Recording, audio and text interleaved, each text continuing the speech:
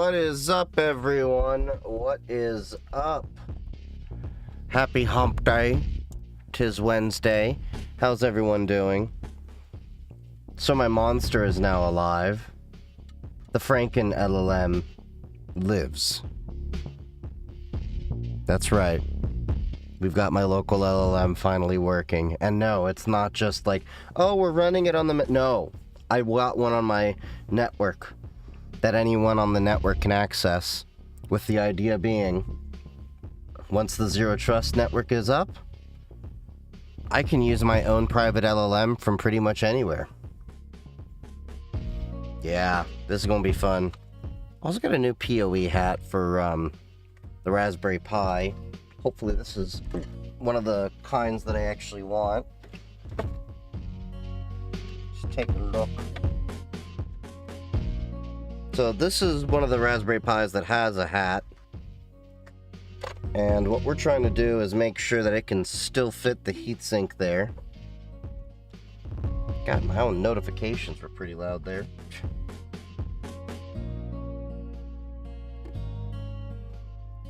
But yeah, it was fun making the LLM server. And soon, that should be taking over all of my notifications and stuff. That'll be fun.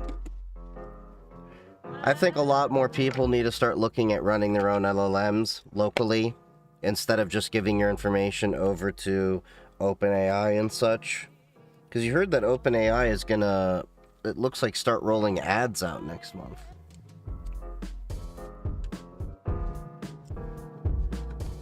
So, just imagine all those people that have been using LLMs like their therapist are now going to get marketed. What's a cheap 3D printer I can get my 11-year-old kid? The Crealities, Elegoo's, those are pretty inexpensive. I don't know what a Bamboo is, but there's also like ethical issues when it comes to Bamboo because they've just been so ridiculous with their licensing on things. Creality is a good, tried and trusted, inexpensive brand. Elegoo is another one. I guess the other question you should have is, what does your kid want to make with a 3D printer? Because you have FDM, of course, which is, you know, your fused deposit material where the, you know, it has the little thing moving around and layers filament on. That's how I make a lot of my stuff. Good for functional prints. But then you have resin 3D printers, which are, well, resin. They're really high accuracy, great for miniatures and things like that. And I swear, in the middle of all this home labbing, we will be doing 3D printing stuff again. So I have to overhaul my network. I have the new firewall coming in for pfSense. Any thoughts on LLM councils? Like, in what regard? Like, you're talking about at work, AI review boards, or something else? My opinion is really that people should be running their own LLMs more now that we have all these. I'm going to actually show you the server that I built. And I open sourced the installer for it. I think he just wants to play around with it, but I don't think he knows what he wants. Get an FDM printer to start with. The reason why, it's a lot easier to clean up, maintain, and all that, because resin printers, they can have some pretty nasty chemicals and all that. You know, you also have to consider, there's a little bit more involved with resin printing.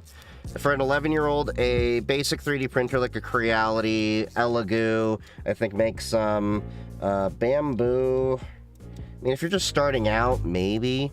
The core thing you want to find is make sure you find a printer that doesn't lock you into their type of filament. What I mean by their type of filament, some manufacturers require you to buy filament and like scan a QR code and do all these little things. You should just be able to go to Micro Center, buy any spool of 3D printer filament, or go anywhere else and then just start printing. I'm sure there are other ones out there these days. I mean, I like Prusa, but Prusa is expensive. So if, you know, you're trying to get inexpensive ones, if you're near a Micro Center, they often have cheap options. Is it true Gov have access to our CPU and can see us go? No. A lot of people have really been... You know what's funny is the Intel Management Engine thing, which is what you're probably getting on. Yes, there is an issue with the Intel Management Engine. I've talked about it for years. It's funny how, you know, years ago, everybody was like, man, check his hard drive. Why does he care about privacy so much? Now it's like everyone's waking up to like, oh, this is what Chief was talking about. Anyway, yeah, so it's not really that they can just like get access to your computer. The Intel Management Engine, first off, it does have some reasonable features. Hey, perfect fit. Fits the heatsink perfectly. That's the PoE hat. So I'll give you an example of what that does in a second here. But Intel Management Engine, the main thing about it is it allows in a corporate world what we call out-of-band management. That is actually a good thing you want in an enterprise, because you'll have computers that may be shut down and they need to get updates and all that. So imagine you could maintain your system a lot better that way. That's the advantage of Intel Management Engine. Now, it being a consumer device, the issue with that is essentially what Intel Management Engine is it's another small computer with an operating system inside of there. I'm being oversimplistic here, but it's running the Minix operating system, which is a very, very, very small Unix kernel. Unix, not Linux, just to be clear. Linux is a Unix-like kernel. Well, actually, Minix is a Unix-like kernel as well. It's a microkernel architecture. It's really interesting. Even Torvalds and I think Tenenbaum got into arguments about it back in the day. Anyway, essentially, it's a tiny little web server in there to allow this functionality with its own little coprocessor. AMD has an equivalent. Are there vulnerabilities tied to Intel Management Engine? Yes, but it's not like they're intentionally put in there by government. If you've ever had to manage a fleet of systems, dozens, hundreds, thousands, you know what a pain it can be. This simplifies that process. Now, it does annoy me that you can't disable this system without doing some really, really interesting workarounds. Like this Purism Librem Mini that I was given to review a couple years ago and I use for various other purposes. This actually comes with an Intel Core i7 10510U, but it is designed to remove the Librem, the ME on here. This does not run Intel Management Engine. Now, when we say it doesn't run Intel Management Engine, you still need the Intel Management Engine to boot. But how this disable bit works to disable Intel Management Engine is it turns on Management Engine just to start the computer enough and then shuts it down. Now, the NSA has also said that there's an issue with this, so that's the reason why there is a feature in there deep in BIOS, not one that you usually can access, that allows you to flip a bit to turn it off. So that's where, you know, the whole thing comes about it. Now, like I said, there's a lot of vulnerabilities tied specifically to the Intel Management Engine, just like there's vulnerabilities to anything connected to the internet. Is it the government intentionally making a backdoor into your computer? No, it's not like the Clipper chip in FIPS 185 with escrowed key communication. It's just that they can take advantage of the vulnerabilities in a system the same way as they have done historically for other countries.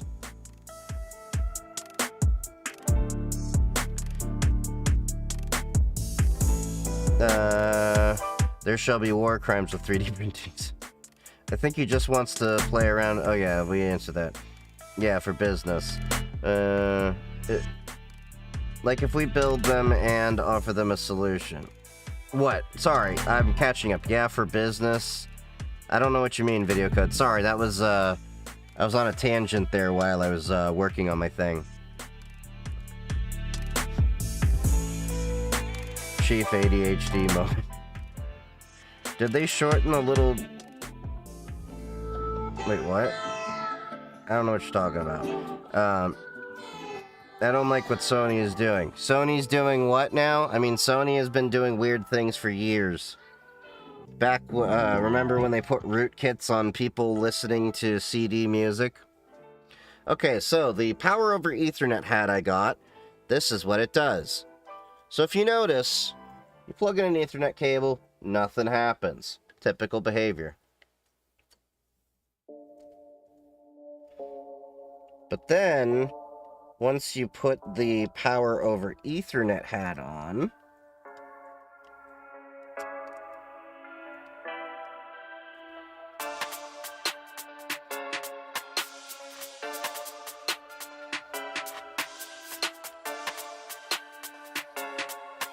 oh, come on. There we go. Alright, now once we put the power over Ethernet hat on this, I have a power over Ethernet switch in my network rack. That's why there's a cable that's red here. This can power the Raspberry Pi, and then it can run so you don't need an extra power cable. It's fun. I like power over Ethernet, it makes things easier to manage. But yeah, so that one should be a winner.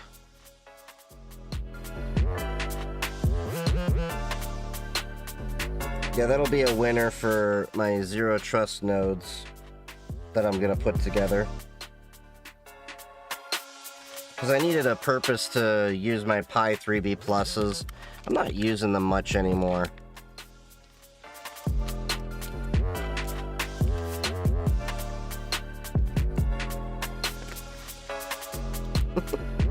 Yeah, listen to the mod there. Alright.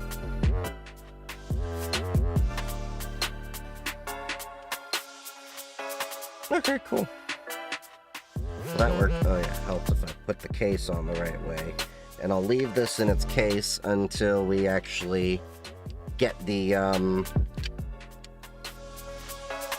proper well, until we're ready to actually set that up. I just wanted to make sure it works.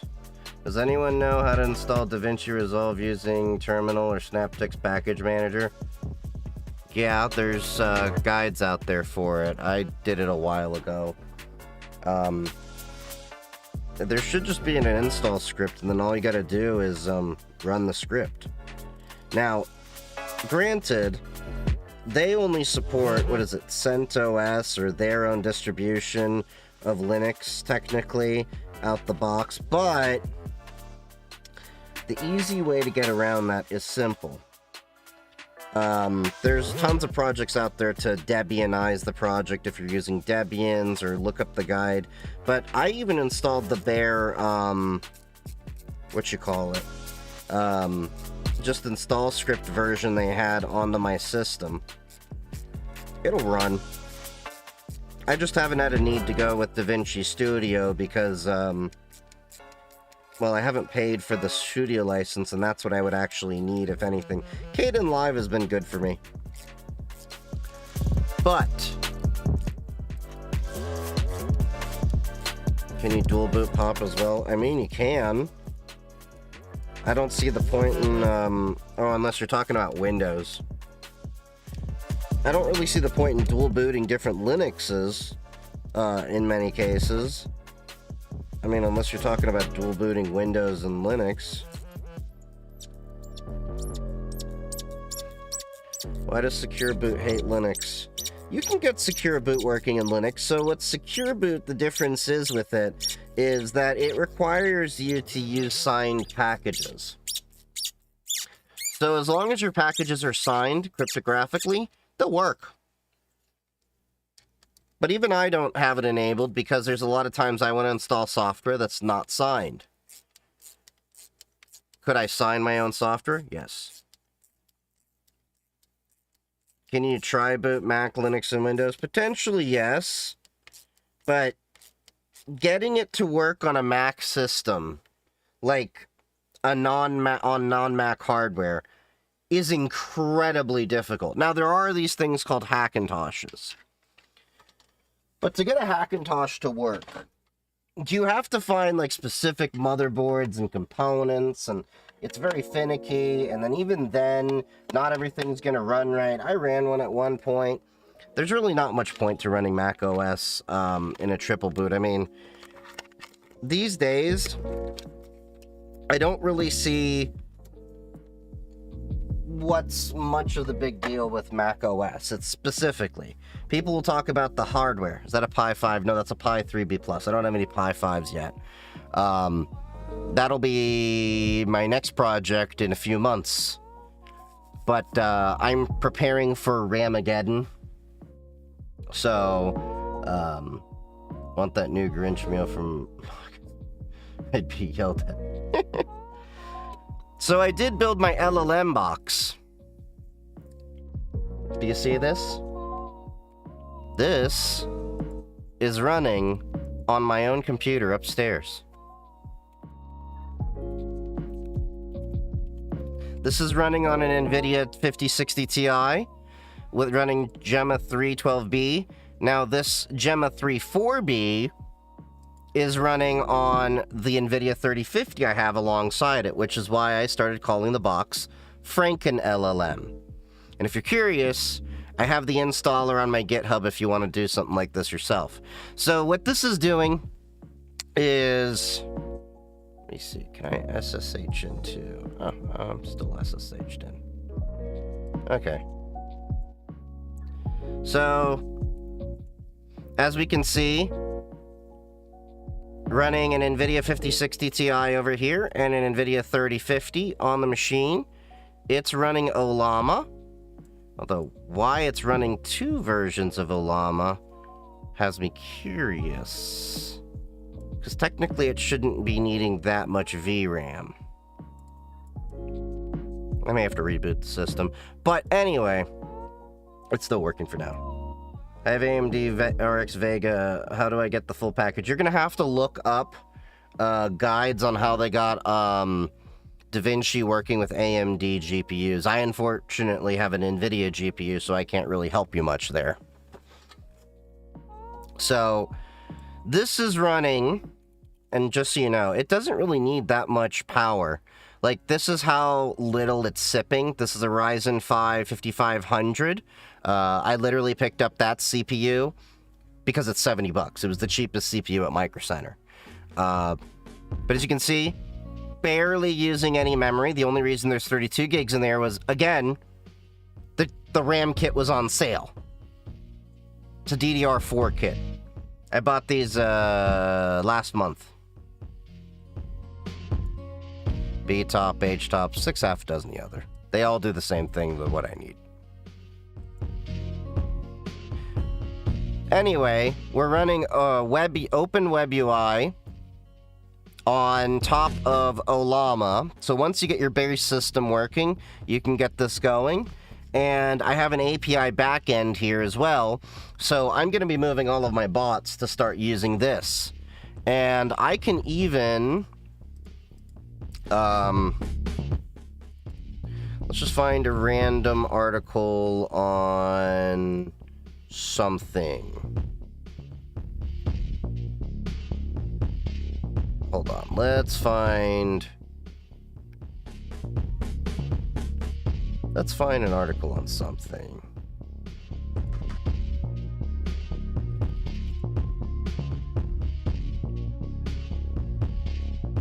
I'll just pick the first article that comes up in the news, alright? This news article for me. And what's happening. Now, what I found out you have to do is you have to precede it with a hashtag, and then it will actually go out and download the actual article and start summarizing it. or I can do a bunch of other things. So this got me thinking. When I start doing, I'm going to start doing my own little personal newsletter to summarize the news of what's happening. Grab like the latest stories from an RSS feed for several different things, and then give me a recap of what's happened. Cybersecurity news, whatnot, you name it. But what I may also start doing is in the Discord, we have this bot over here. So you got like vendor status alerts. We got the radio weather port. You know, we're tracking different legislation because there's a lot of tech things that happen. Gaming news, all of this. Maybe do something with that. Or the CVEs. That might be better. Summarize what that's doing. Mother is... Oh yeah, your mom's a piece of work from what you've told me, just Dev. I get it. But yeah, this was a fun little project here. If you're curious what this looks like, I should have a picture somewhere. Hold on. I got a picture here somewhere in the Discord. Probably helps if I click the right place. But this was a fun little project, and I can't wait to have more of my own infrastructure. I'll start automating a bit more once I get my new, what do you call it? There we go. So that's the server. No, I did not plan on RGB. I hate RGB. It was a cheap case. The fans were already built with RGB. I didn't know that till I turned it on. Managed to install Discord using terminal. Nice. D-package. How do you document your projects as you do them? I basically just take notes on what I did, and then, these days, I have an LLM summarize them. Documentation is my worst enemy. What do you do when your pet's water fountain is empty? Put water in there?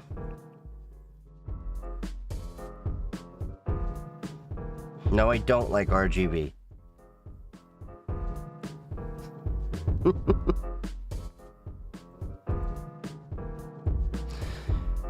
But yeah, this was a fun little project here. There's going to be a lot of new things coming out of it. But if you are interested in making something similar, I have FrankenLLM over here in my repos on GitHub, which it always surprises people, and they're like, wait, you have a GitHub? Yes, I do. Didn't hear what you said. I said a lot of things. Could you be specific? So yeah, this is FrankenLLM. I had ChatGPT make a funny little image. But this is basically how it's documented. So you can set it up however you want. I made it a little bit more flexible, so it's not just for 2 GPUs. You can have as many GPUs as you want. So currently I have it on a 5060 Ti, but you can also have it easily set up for those. Now the other thing I did was I have it set up. So Ollama by default will offload the LLM in memory after 5 minutes of inactivity, which always meant that there was this little delay of a few seconds to load into memory and then do a request. I wanted it always warm. So I actually enabled that feature inside of there. And as you saw, hold on. If we look at the NVIDIA SMI, it doesn't need much power. I mean, it doesn't take much heat. The fan's not even running 27C, 32C for both the GPUs while they're at idle with Ollama in there. But let's have it do...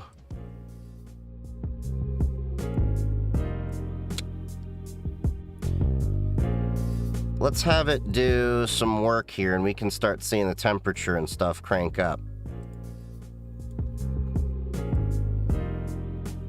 Nope. Wait, what is that? Oh, that's interesting. Did not know about that plus button there. Tell me about the dot-com boom in an essay. Ooh, I can have both of them run at the same time. That'll be perfect. So now you can see they're cranking up. Wait, are they both running on the 5060 Ti? I think they are. Damn it. You're supposed to. But you can see it'll only run when you actually need it. And then it'll just start cooling down. So as you can see, the temperature's going down. So it's not as much of a power sink as people say. Look up Shrek is Love, Shrek is Life on YouTube. Oh God, what are you making me look up? Where are my dogs? Upstairs.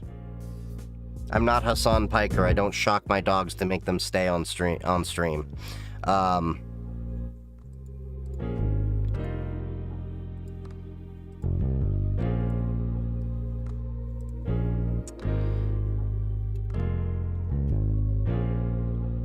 Gettysburg Address. I'm trying to see.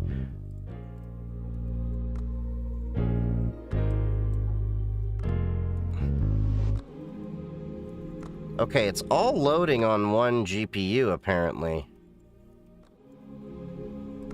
I need to fix something. I'll have to look into that. Because both are in there. Both are loaded.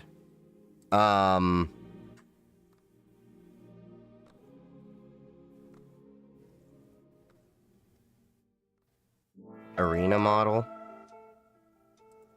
Huh. Instead of refilling the fountain like a responsible person that takes 1 minute to do, she just unplugs it. Mind you, 3 cats and 1 dog use that fountain. Jesus.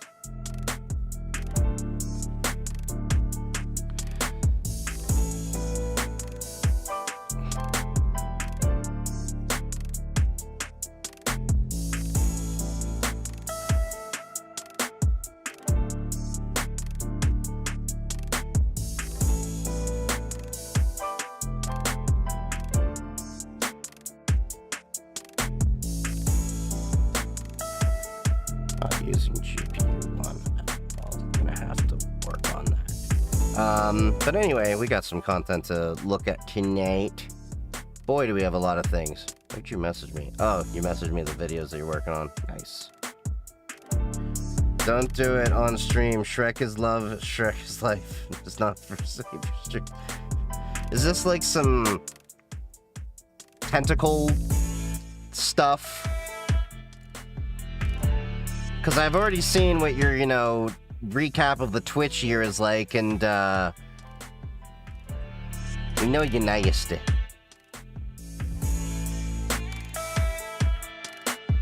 Okay, so we got to pick up from where we were last stream. Alright, so we've got cleanmaster.apk, the app that lied about cleaning your phone and robbed you. Alright. We'll have to see what went on here. Remember when your Android phone died at 3 PM and you'd panic? Back in 2012, there was an app that promised to save us all. Clean Master. The little app with the cute broom icon that swore it could speed up your phone, free up storage, and turn your dying Android into a brand new device. Over 1 billion people downloaded it. Tech blogs recommended it. Your dad probably had it installed. There was just one tiny problem. It was all bullshit. Clean Master didn't optimize anything, but it did manage to steal your data, flood you with hidden ads, run a $100 million fraud scheme, and probably made your phone slower. Today we're diving into how one app fooled 1 billion people and got away with it for years. Let's go back to 2012. Android phones were terrible. Battery life was trash, your phone would be dead by lunch, storage would mysteriously fill up. Yeah. Apps would lag and crash. RAM? What RAM? Most phones had like 1 gig if you were lucky. And Yeah, most that was people, back in the days. they had no idea how phones actually worked. They just knew their phone was slow and they needed help. That's when Clean Master... I remember a lot of people that were Android users back in the day used to not understand why their phone was so slow. And it was either the hardware was anemic or the software was just not optimized. So, and that's why a lot of Android people never really understood the thing. I'm not by any means defending Apple per se, but a lot of Apple people were like, the iPhone only has this much RAM and all that. And I'm like, yeah, it doesn't need it. Because Android, unfortunately, is not, well, recently they've done better jobs of optimizing it, but it was historically not very well optimized. It was throw more hardware at it was the solution. But a lot of people didn't understand. And this is the problem also with people that, go to Mac and they're like, well, my Windows computer was so slow until I got a Mac. And I'm like, a Mac is a high-end laptop, even before the M series. So it was like, if you get a better Android phone, it won't be so bad. The same thing could be said about if you got a Windows laptop, then the issues that, you went to Mac for kind of went away. Anyway. Created by a Chinese company called Cheetah Mobile, it launched Cheetah Mobile. They're cheating you. With a pitch that was simple and beautiful. Clean junk files, boost RAM, cool down your CPU, make your phone faster, all with one tap. It sounded like magic, and people absolutely ate it up. Within 2 years, Clean Master hit 100 million daily active users. By 2014, it had over 1 billion downloads. It was featured everywhere, recommended by tech sites, and became one of the most popular apps in Android history. The company behind it, Cheetah Mobile, went public on the New York Stock Exchange in 2014 and raised $168 million. They were valued at almost $2 billion. Jeez. And here's the crazy part. 77% of their users were outside China. They specifically targeted international users because the founder, Fu Sheng, knew Western users were easier to fool. But here's the thing nobody was asking. How exactly does a simple app make your phone run faster? Your phone's operating system already manages everything. Okay. You also have to remember the time. There were tons of snake oil softwares that were out there to optimize your performance on your computer. What was worse, CCleaner or this? Probably this. Don't get me wrong. Crap Cleaner, which is what CC Cleaner, or C Cleaner, stood for, actually served a purpose because it cleans junk out. You can use BleachBit for that these days, which is open source, by the way. I recommend that for Windows and Linux. But there were a notorious number of applications on Windows since the 90s that were there to, optimize your RAM, make your computer faster, and the majority of them were snake oil. Thoughts on Bazite? It exists. There's multiple distributions. Find the one that you like. That's my opinion. What do you recommend? I missed what you said. BleachBit. Here, I'll show you. I need to get a browser over here anyway. BleachBit. You go to bleachbit.org. This was the software also famously used by Hillary Clinton to wipe her email server. But it's a legitimate software. You can use it to clean junk files and stuff. They have a Linux and Windows version. But yeah, you can put that on. It'll clean all your junk files out of your system. Works fine. Which apps run in the background, how much power the screen uses, how memory works. And it's been doing this since day one. A third-party app can't just come in and optimize these things. It doesn't have that level of access. It's like to find hiring a a job now, consultant and to it's gonna be reorganize your stressful to house find one. when they're not even allowed Probation wasn't inside. extended. Oof. So what was Clean Master actually doing? Let's break down the 3 main features they advertised. First, the RAM boost. Here's something most people don't know. Android is designed to keep apps in memory even after you close them. It's called a cache. This makes reopening apps super fast. When memory is actually needed, Android automatically kills old processes. It's smart. Clean Master's RAM boost would forcefully kill all these cached apps. And what happens? Your apps have to reload from scratch every time, which is slower. Yep. Your CPU works harder to restart everything. Your battery, therefore, drains faster. Yep. So the app that promised to speed up your phone was literally making it slower. But people saw RAM-freed 800 megabytes and thought it was working a treat. Then there's a junk file. That's why I always laughed at these RAM cleaners once I understood them. When WhatsApp caches your photos, you don't have to re-download them every time. When Chrome caches websites, they load instantly. Android already clears old cache when storage is needed, but Clean Master would delete useful Also cache maxed data, RAM which out apps in my would just laptop. immediately That's nice, at least. re-download or recreate. Result? More data usage, slower apps, and you'd have to clean again tomorrow because the cache rebuilt it. It was an infinite loop of utter uselessness. And then there's the absolute dumbest feature, Phone Cooler. What the Apps don't hell? have permission to control CPU frequency or voltage. That would require root access, which regular apps don't have. The cooling app itself runs in the background, generating the very heat it claims to fix. Any temperature drop you saw was either fake numbers or just your phone naturally cooling down on its own. It was theatre.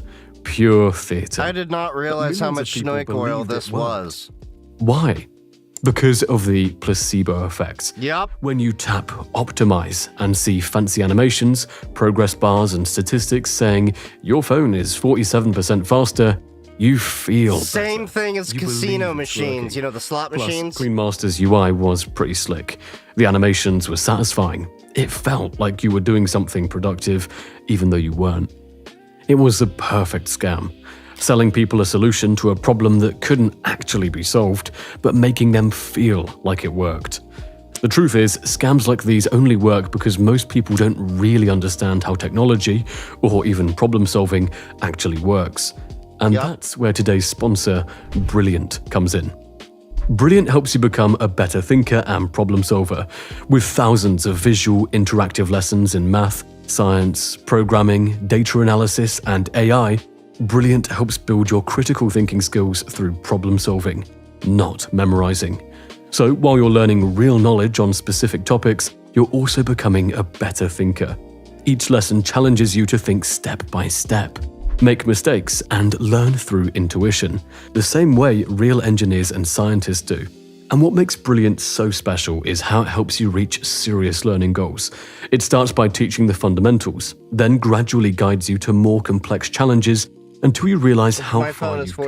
47% You're not faster. just It watching should load lessons, fanboys you're faster. building real, long-term skills. That I recognize every bit of You can start UI. I learning was a for free child, today though. by Yeah. visiting brilliant.org/byte or simply scan the QR code you see on screen. Brilliant's also giving our viewers 20% off an annual premium subscription. Money wasn't in helping users, it was in exploiting them. Clean Master was free, so how was Cheetah Mobile making money? 3 words. My face is Fraud, deep. fraud, and you guessed it, fraud. Every time you opened the app, you'd see ads.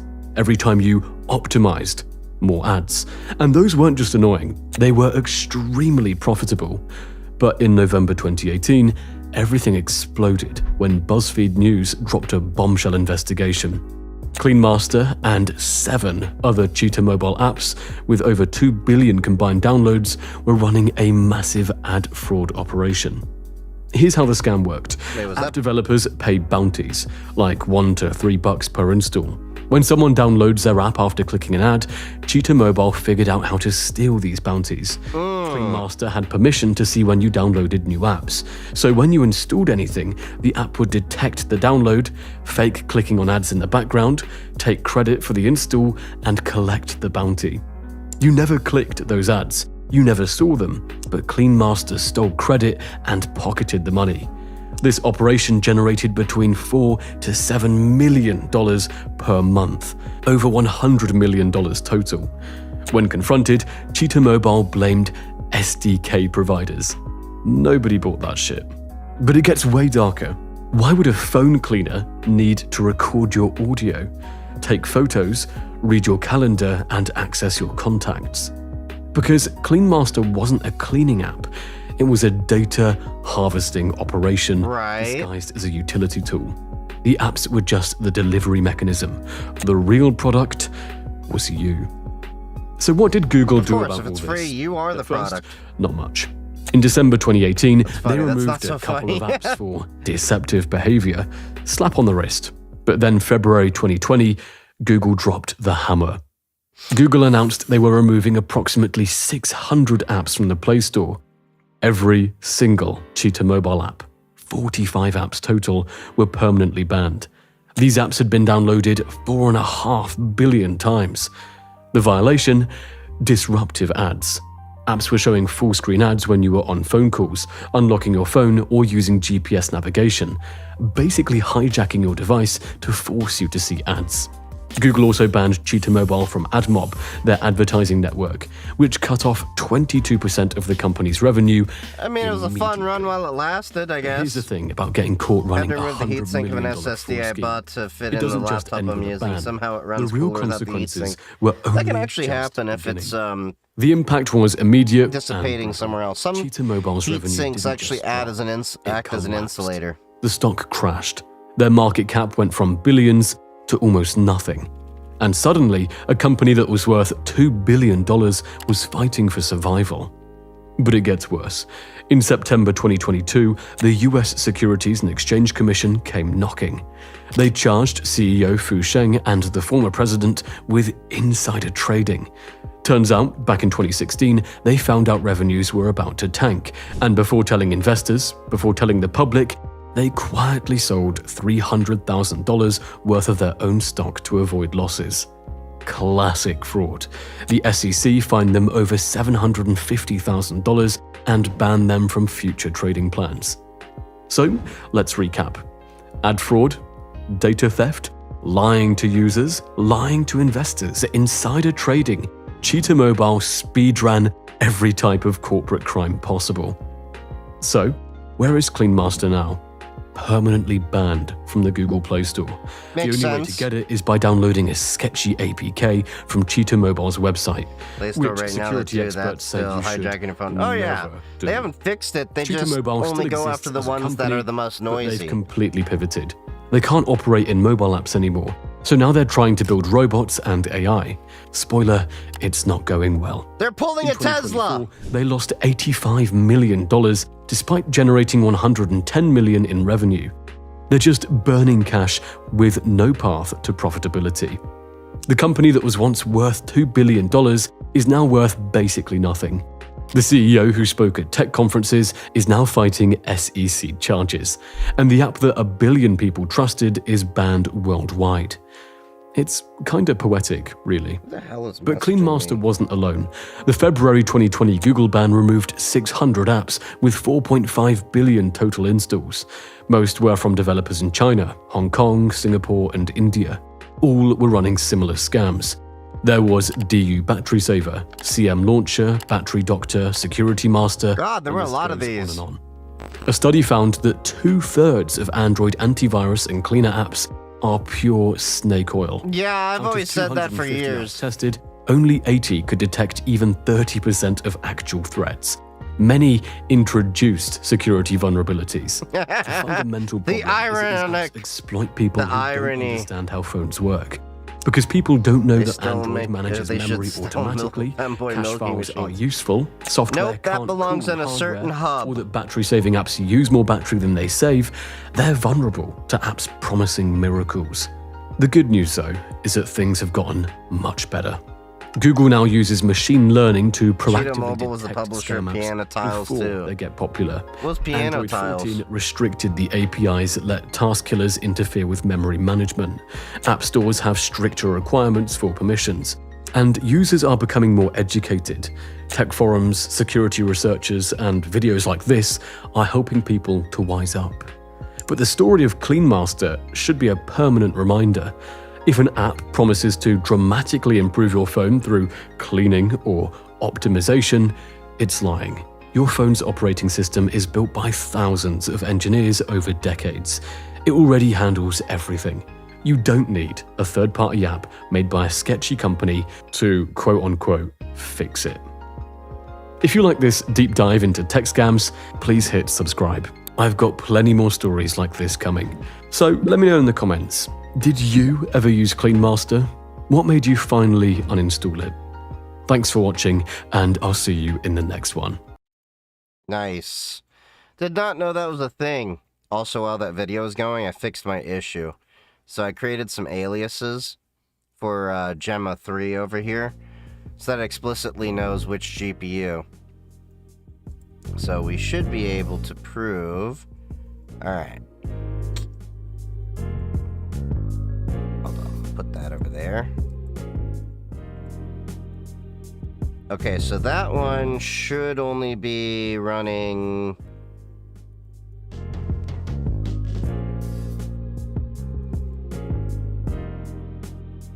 The hell? Did I flip the order?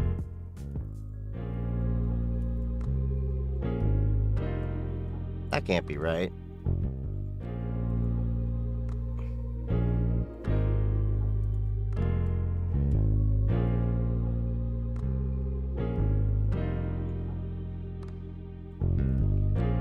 I have to give it an actual load. What's something complex?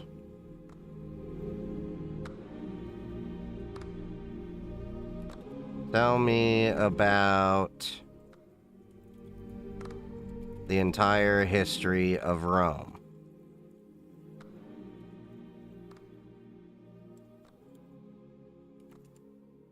Okay, so we're using GPU 1, Gemma on the 3050.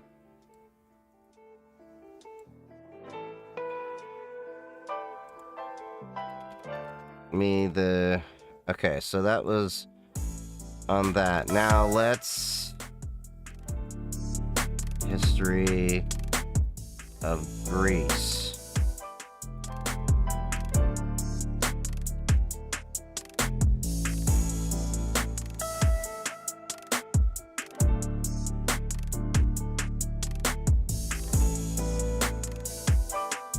What the hell?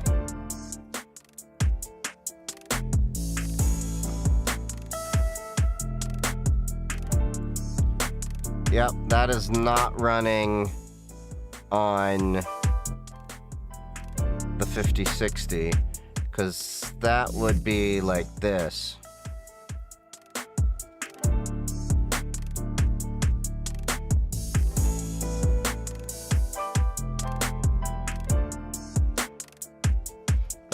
Am I into home automation? A little bit. Yeah, see, that's the 5060 Ti. Because that's much faster with 12B. Alright, so I'm going to have to try that a little bit more.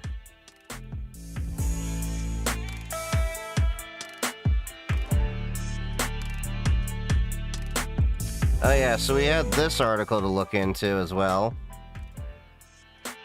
in the review on stream section. Supreme Court weighs copyright fight between music industry and internet providers.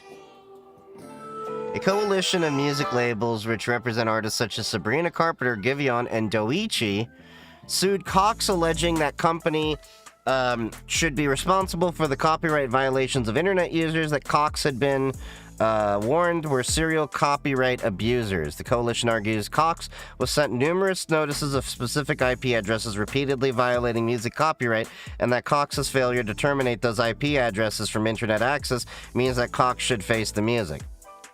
Here's the problem with this.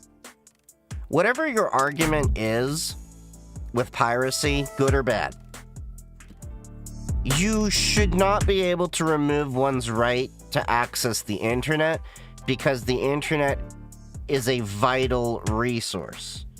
I think it should even be classified as a utility. But yeah, that's... I'll have to keep an eye on this one. Because, you know, the coalition points out that Cox had a 13-strike policy, under which Cox acted as a customer based on how many complaints.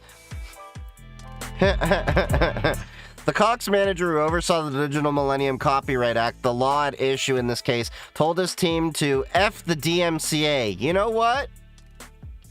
Give me that manager's name, and let's send him some flowers. It's a utility now.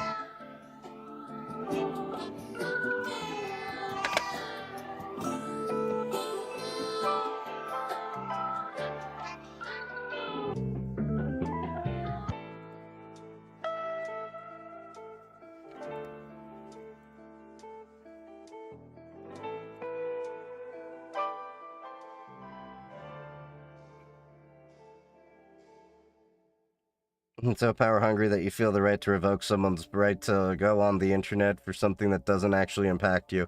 Yeah. Well, they've already proven, like, what was it with the Metallica thing, that it doesn't really affect your profits. Isn't Metallica still like the richest heavy metal band, even though they sued their own what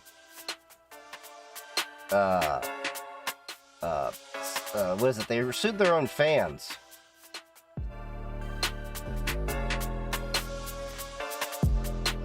Why would anyone use a local LLM when Claude is free online? Because if it's not really free. You're paying with it. You're paying for it with your data. They use your data to sell more crap on you. Even ChatGPT is about to serve ads. All of these AI companies eventually are, you know, they're burning money. They're going to have to recoup it somehow. And when you run a local one, you have a lot more power than doing it on with any of those. Because those are the ones actually will restrict what they can actually do.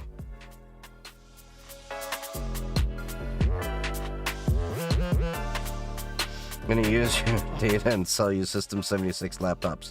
Too late, I already own one. Feds warn iPhone and Android users, stop using your VPN. This will be interesting. The seal has been broken. VPNs have operated largely under the radar for years, but now governments are taking an interest. These anonymity masks promise to hide your blah, blah, blah, blah. Attacks on VPNs are attacks on digital privacy and freedom. EFF warns. Pretty much if the EFF says it, I'm pretty much going to be on the same side. ChatGPT is going to run ads. Yeah, there was apparently a leak about it. Does this mean any random VPN? Well, we will see.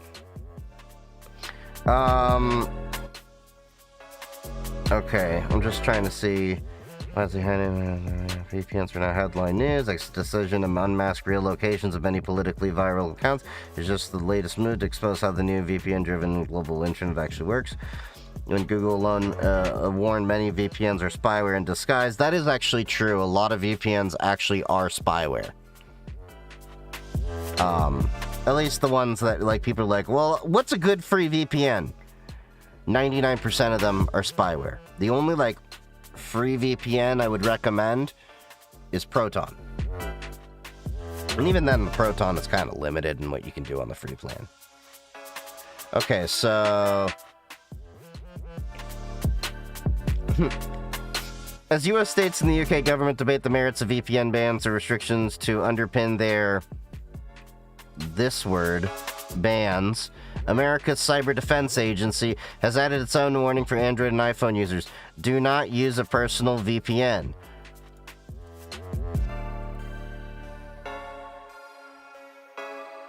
You know, they've said this for a while. Only use end-to-end encrypted communications. Yeah.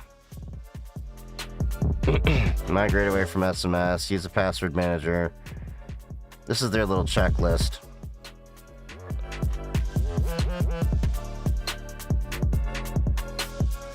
Enroll in iCloud private relay. Okay. Straightforward. They reissued the advice for this reissued advice first surfaced a year ago. Now it will resonate given the VPN surge seen since. Kind of crazy how normalized ubiquitous VPN use has become in Britain following the implementation of the Online Censorship Act. I'm gonna file this comment under D for duh. You can't watch a YouTube video without an ad for a VPN just casually saying this is how to use the normal internet again. It's like we're Russia. Pretty much. Like, this is what we were saying when the Online Safety Act came into play, when, what VPN do you recommend? The first one I recommend is always one that you run yourself. If you can't, do that for your own infrastructure, Proton VPN is one of the top ones I recommend. Disclaimer, I am affiliated with them. There are links in bio. But I also recommend Molvad. But Proton will actually work with streaming services. Molvad, the advantage there is complete privacy. You can actually pay them in Monero. You can pay them in cash. There's no PII tied to you. Proton you can pay in Bitcoin, but Bitcoin's pseudo-anonymous. Not as anonymous as Monero. Politicians have now discovered that people are using VPNs to protect their privacy and bypass these invasive laws, EFF warns. Their solution, entirely ban the use of VPNs. Yep. VPNs are now synonymous with this word ban story, and so fall under the carte blanche politicians are still claiming to change our online behaviors and technologies. Maybe if these boomers would just accept the fact that... So here's the thing. VPN usage would not be such a thing if... Because here's the thing. What is the number one reason people are using a VPN? It's to get around geoblocks. Okay, pirate flag withstanding from the argument, it's to get around geoblocks. That's the number one reason people do that. And geoblocks can be, I want to watch adult content, but my state won't let me without an ID. So I'm just going to go around it. In the UK, with the Online Safety Act, so many people have to use VPNs just to access the everyday services that they use. Or were used to using. And these politicians are so out of touch that they don't understand. You just have to accept that this is the new normal. Yes, there are bad things on the internet.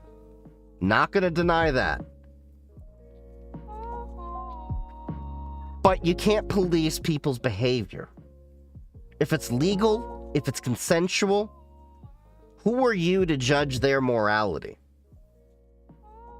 Why don't you focus on... And they say they're doing this for the children. It's not really protecting the children. We watched a video the other day where we were seeing how bad the problem was on Discord.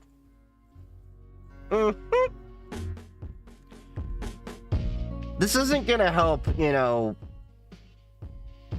especially when you have Roblox and Discord getting slaps on the wrist for the issues. They do need to actually do more to stop this. Thank you for the compliment, Spooky. Like 6, 7 chocolate. It's 3, 4 dwarfs. What?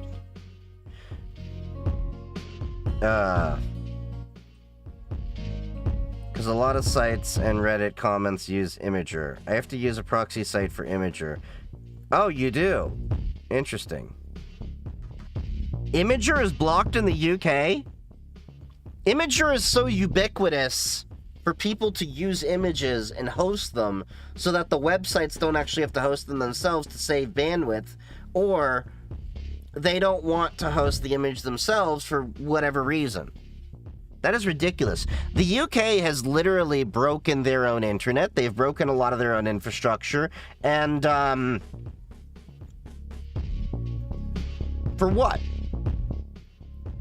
Now, what blows my mind is how the British people allow something to get to this point.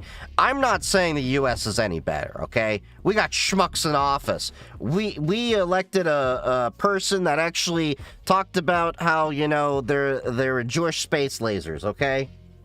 And a bunch of other things. So, believe me, like, I guess this is a better comment on how the hell do people in general vote for such morons? And did you hear, like, Bernie Moreno apparently is, like, pushing this bill to ban, to force anyone with dual citizenship or more to renounce all their citizenships? It's not going to pass.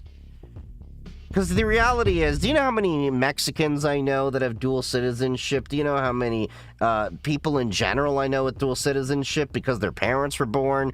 Their parents were born overseas and then they were born over here. They happen to get citizenship because of that. And so many people have told me, if I'm forced to give up my citizenship, the American one is not the one I would want to keep. The post there had a Thatcherite era. Do you watch Tom Scott? No.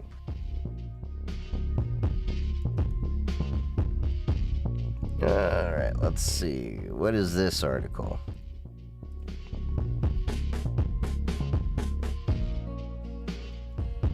BBC. Imager blocks access to UK users? The shit?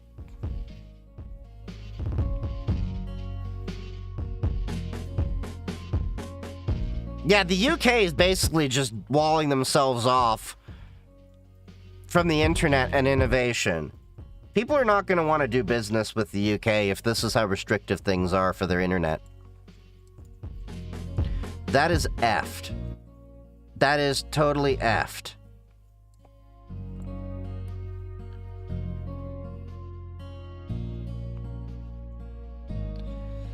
Okay.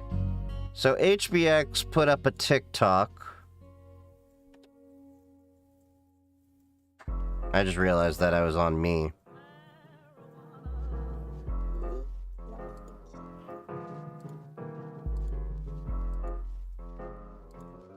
See, I hate that TikTok does this because it's like, where the hell's the... Oh, there's the sound button.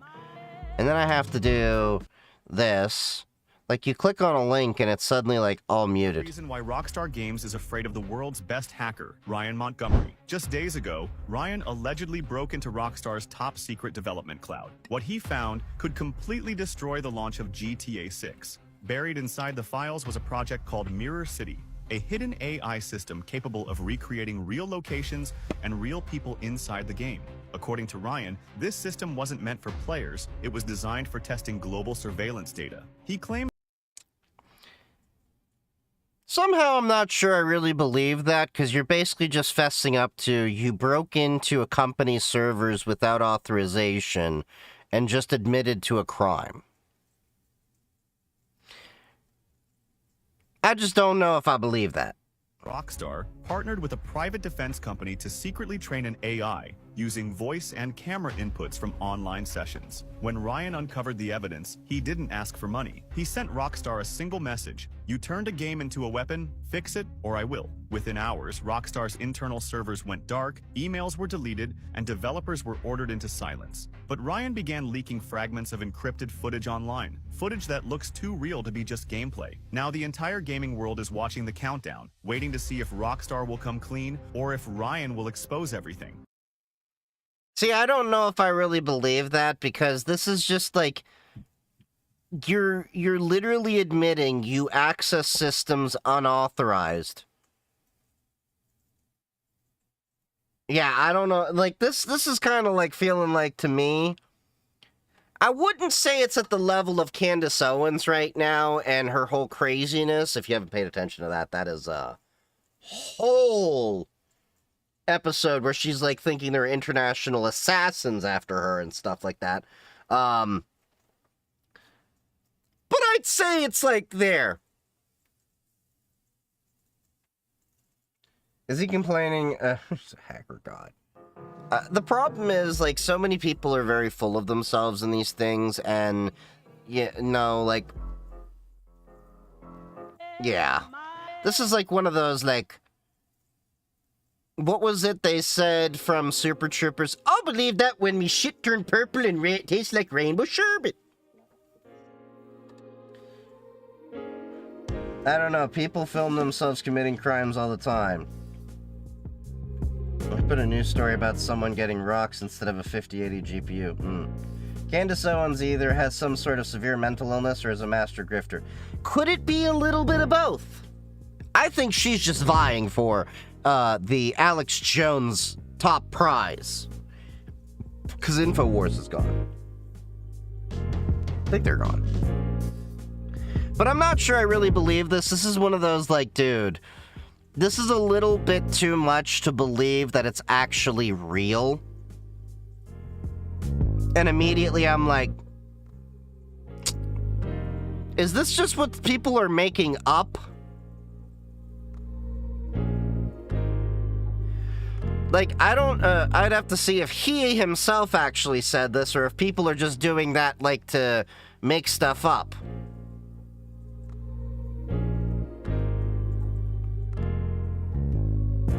People have made stuff up for other people. I mean, AI can do a lot of convincing stuff. The only person I would have believed is Snowden if he leaked this. Well, so here's the thing. Snowden... I'm just gonna say it. Snowden didn't do anything wrong when he, like, did what he did that caused him, you know, to have to flee the country. Now, what he did after the fact, that's debatable. He just released information that we should have had knowledge of to begin with. But yeah. I think it takes one to be the other.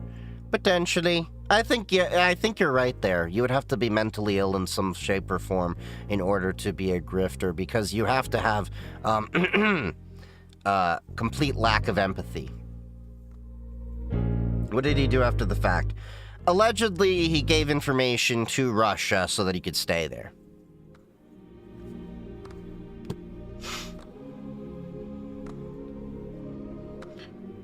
Sam Altman declared code red as Gemini gains ground. You know what? Sam Altman can kiss my ass because he's the reason why RAM's getting more expensive. Okay. What do people not like about Ryan? As far as I know, he's a nice and helpful person. I'm asking for real. It's not that I don't like him. It's that video was just a little bit over the top. I'm not even sure he himself actually said that. It could be like people are... It could be like the equivalent of like a Chuck Norris joke. Do you remember Chuck Norris jokes growing up? Chuck Norris is so strong that underneath his beard is another fist. Like Chuck Norris jokes. For all I know, that could have been a Chuck Norris joke of Ryan Montgomery. I'm not saying, you know, I don't believe him per se, because he himself didn't say that. You had some AI voice do this that could have just been making crap up for clicks. That's what it could be down to. There's no citing, there's no sources, no citations, anything like that. And I'm not hating on Ryan. I've chatted with him, hung out with him in a few chat rooms, and, actually, chat with him a little bit. But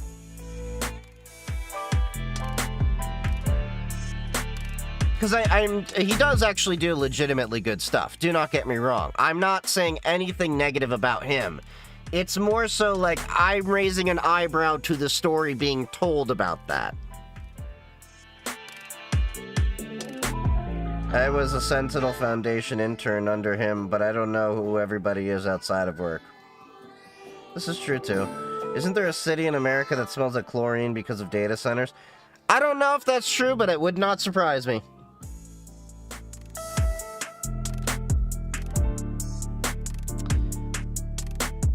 Moving on to the next video. Got a YouTube short here. Xbox ROG Ally no worky?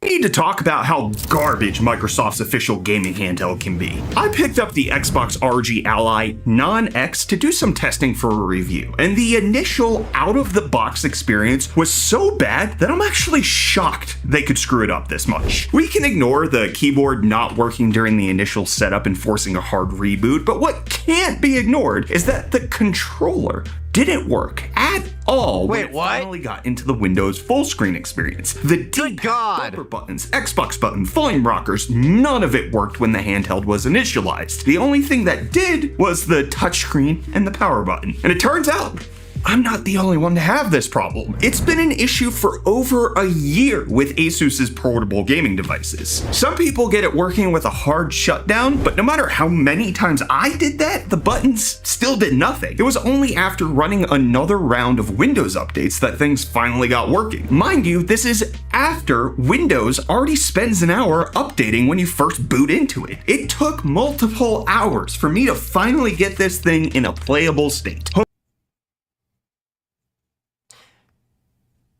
Windows users would rather spend hours on getting a device to work with their Windows operating system than just install Linux on it. And I'm just going to put it this way. You can have this, or you can have an operating system where your biggest complaint is, well, my, few games that have kernel-level anti-cheats, which are unethical as hell and developers shouldn't be using, aren't working with it. But I can play tens of thousands of other games. Your choice. Can you install Linux on that? You can install Linux on a toaster that I'll have to fight through to just test this dang thing. We need to talk about how... Xbox is realizing that Valve is really capitalizing on something that they missed the mark on. And Microsoft realizes... So, Microsoft realizes at this point they've lost big. Microsoft has definitely lost big. They lost in the mobile arena because they were too late to come to market with a Windows phone. They lost out on the handheld market because they've never tried it. And now they're seeing Valve is just kicking butt there. And the reason why Valve is a bigger threat to them, because Valve is a full-on Linux operating system that can completely replace a Windows mobile experience that, people were getting tiny devices for. And it's getting people to be more comfortable with the idea of using Linux as an everyday operating system. And that will then eat bigger into Microsoft's own business. Because what is Microsoft's biggest income? It's not just Xbox. It's Windows. But you know what makes even more than that? Microsoft Office. That's their real breadwinner. Microsoft Office. People don't think about that, but it is. Did my TikTok chat break again? God damn it.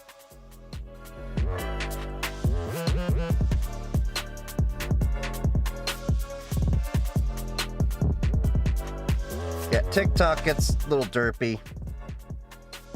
Okay. Yeah, I have to, keep the TikTok chat kind of open for it to pick up. But anyway,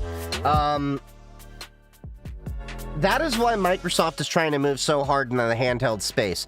It reminds me very much of what Microsoft was doing for desperation when they tried to make Windows phones on Nokia.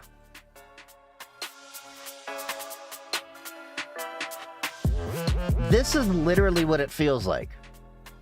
And Microsoft is not acting properly to make a device. They're acting out of desperation. Because you look at the Xbox, the original Xbox, the Xbox 360, the Xbox One X, they were solid experiences. There were some caveats, Red Ring of Death and all that aside, but overall, people enjoyed them. But if this is your entry level with the Xbox ROG Ally and it's not working as well as it should, that's a problem. And now, Microsoft has kind of doomed themselves because since the Microsoft Xbox, and PlayStation for that matter too, are all running on actual PC hardware, there's really not much argument to not have Valve. And now they're making all these games cross-platform because they're realizing, hey, there's more money if I sell this to PlayStation and PC users.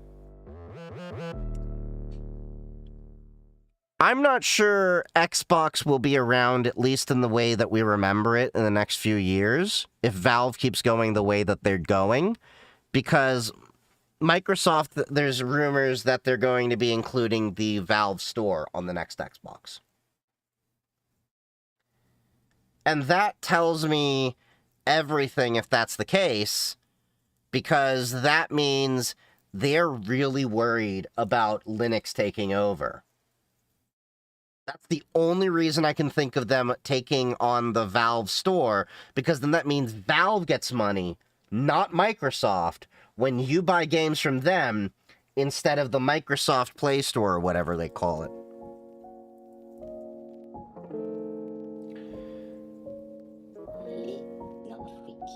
I just opened Twitch to tell you TikTok chat was broken. Oh.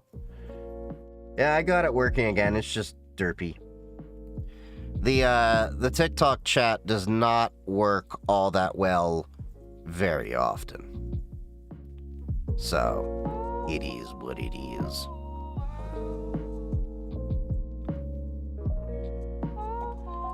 Actually, you know what? I wonder if it's this.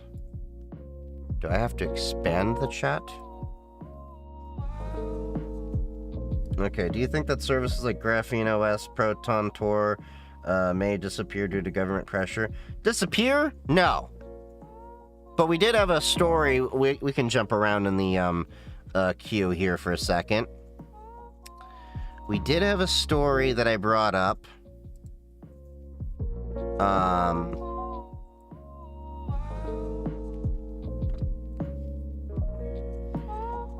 In Australia, we are getting our own social media ban in a few days. Y'all are on the other side of the earth. How do you not fall off?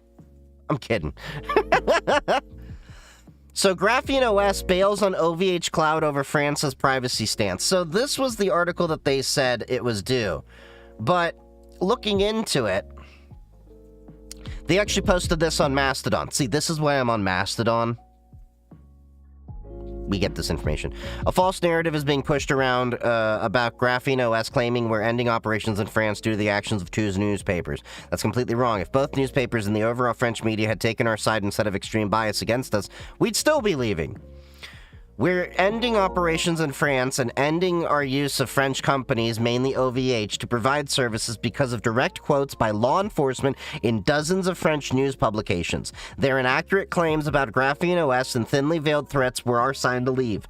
French law enforcement hijacked the servers of companies selling secure phones multiple times and is comparing us with those companies. They've made it clear they expect access to phones and will go after us if we do not cooperate. Cooperating with that means adding a backdoor. We were already moving away from OVH over time. We didn't have authoritative DNS or update mirrors on it anymore prior to this. We were only going to be using it for our website network service instances, which are tiny servers that with only static content and reverse proxies. We couldn't see any of the specific claims from French law enforcement specific claims from French law enforcement until the news stories were published. French law enforcement are wrongly conflating Graphene OS with products using portions of our code. Claims about our features, distribution, and marketing are inaccurate. French law enforcement brought up Sky, ECC, and EncroChat, two companies that they went after with arrests and server seizures. They made it very clear they'll go after us similarly if they're able to conjure a good enough justification and we don't cooperate by providing device access. Thinly veiled threats from law enforcement are quoted in several of the news articles, including... We'll open this archive. We don't store user data and cannot bypass brute force protection for encryption. Cooperating to provide device access means one thing: encryption backdoors. Of course, you can't access the server. Irony!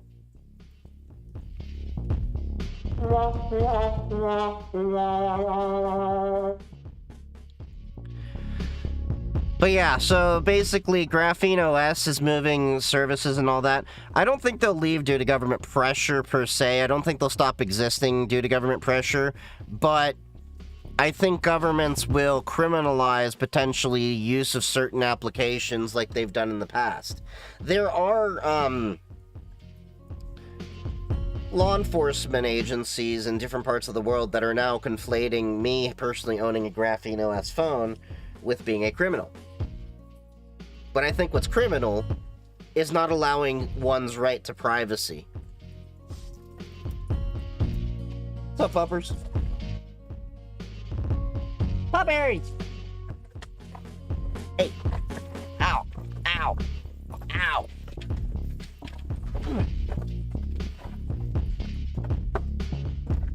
Yes?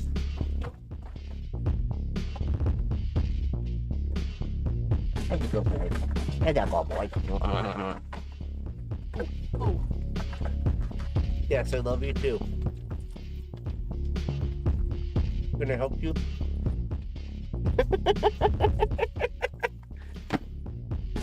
You a good boy?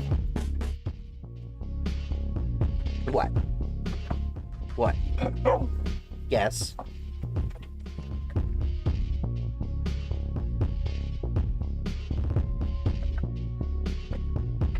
Alright. Where was I before my dogs derailed me? Oh, yeah. So, yeah, I don't really see that they will be criminalized per se. It's gonna be an uphill battle, but I will say that it will only happen so long as people stay silent.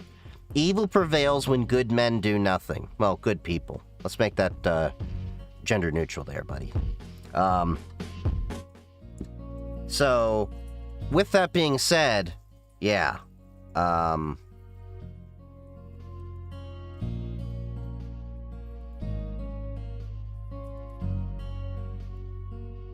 Want me to fix the game, so I opened up my toolbox. Thank you for the follow, Lord Poplar. Okay. But yeah, so that was a story I was planning to talk about anyway. And then we can go back to the long list of stuff we have to watch. So this is another YouTube short from Zach's Tech Turf. Everyone is switching to Linux, okay? More PC builders are now using Linux instead of Windows. And for you super nerds, this data is actually really fun to look at. This is the desktop operating system market share worldwide chart, and the red indicates Linux steadily increasing. Compare that to the blue Windows line, and in the last decade, they went from 90% down to 72%. Oh, it's pretty geez. wild seeing that many people move away from Windows. Now, the Steam Deck has definitely contributed to this. Daytime, even counting when I sleep. Wake up to getting bread, bitch. I do this for the streets. ADHD. Thank you for that sub there, Lord Poplar. Thank you. I appreciate you. I'm gonna have to work on some more of the effects when subs happen, but at least we got receipts. Literally. At this point, PC gamers and normal users are also just getting sick of all the bloatware and nonsense that comes with a Windows machine. If you've ever tried a Linux distro before, such as Pop! OS, Ubuntu Desktop... What am I using? Pop! OS. Okay. Even Mint, then you'll quickly realize how less annoying those operating systems are compared to Windows. If you have some spare time, I'd highly recommend throwing in a spare SSD into your build and dual booting a Linux distro to play around with it. Don't even have to do that. Just get his flash drive, do a live USB boot. You don't even have to install anything. But it won't remain persistent on your flash drive. Just keep that in mind. But you can at least play around with it. But remember, it's a flash drive, so it will be a little bit slower than if you were to run it on an SSD. But if you have a spare one, you may as well. That's a lot of butts. I think Pop! OS is a great starting point for rookies, but you can't go wrong with Ubuntu Desktop as well. More and more PC... I mean, that's fair enough. It's interesting how I remember when I was just starting to use TikTok. I was getting, lip all the time. Why are you using Linux? Why do you use Linux? No one wants to use Linux and all that. And then Proton started getting better. Valve had the, Steam Deck come out. Now we have the Steam Machine. Now we're going to have, we don't technically have the Steam Machine yet. Well, technically this is Steam Machine 2.0 because the first ones were kind of a flop, but I digress. We have those coming out and people are actually seeing Linux as a true alternative because Microsoft has shot themselves in the foot by putting AI in everything.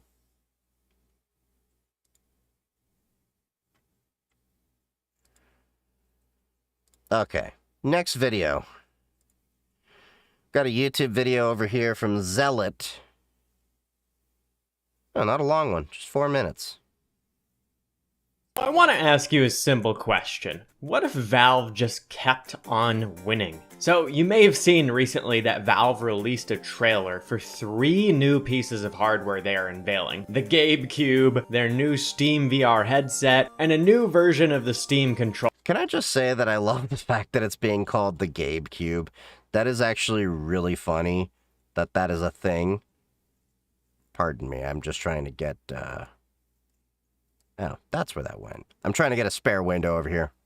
Along with this, there have been some rumors that Half-Life 3 will come out at the same time as all of these releases, and that's why they're pushing so many hardware launches simultaneously. Companies basically never do this because when you release new hardware, first, it's incredibly expensive, and second off, generally you gotta work out the kinks with it immediately afterwards. But the basic theory behind this is that Valve is going to use Half-Life 3 to push the marketing for all of these hardware items. And this rumor isn't completely unfounded. Last time Valve released a VR headset, they released Half-Life Alyx with it. And if you bought the headset, you got the game for free with it. Now, if you don't know, basically all of the modern Valve lineup used Half-Life 2 as the backbone for each of their games. That's why if you open up Team Fortress 2 or Portal 2 or Left 4 Dead 2, their executable is actually called HL2.exe. So here's my question. Okay. What if Valve kept on winning? Gaming has been in a huge dry spell for basically a decade now on the AAA game front. I have to agree with that. Indie games come out, but if you think there's been any good AAA games in the last decade, you just don't know how good. All Steam has to do is drop support for Windows and Windows will die. That might happen. Used to be before that. Here's my crackpot theory. The people saying Half-Life 3 will be released with this hardware TikTok are right. And the third installment of all— Hold on, let me see if I can fix the TikTok chat. TikTok, get your shit together.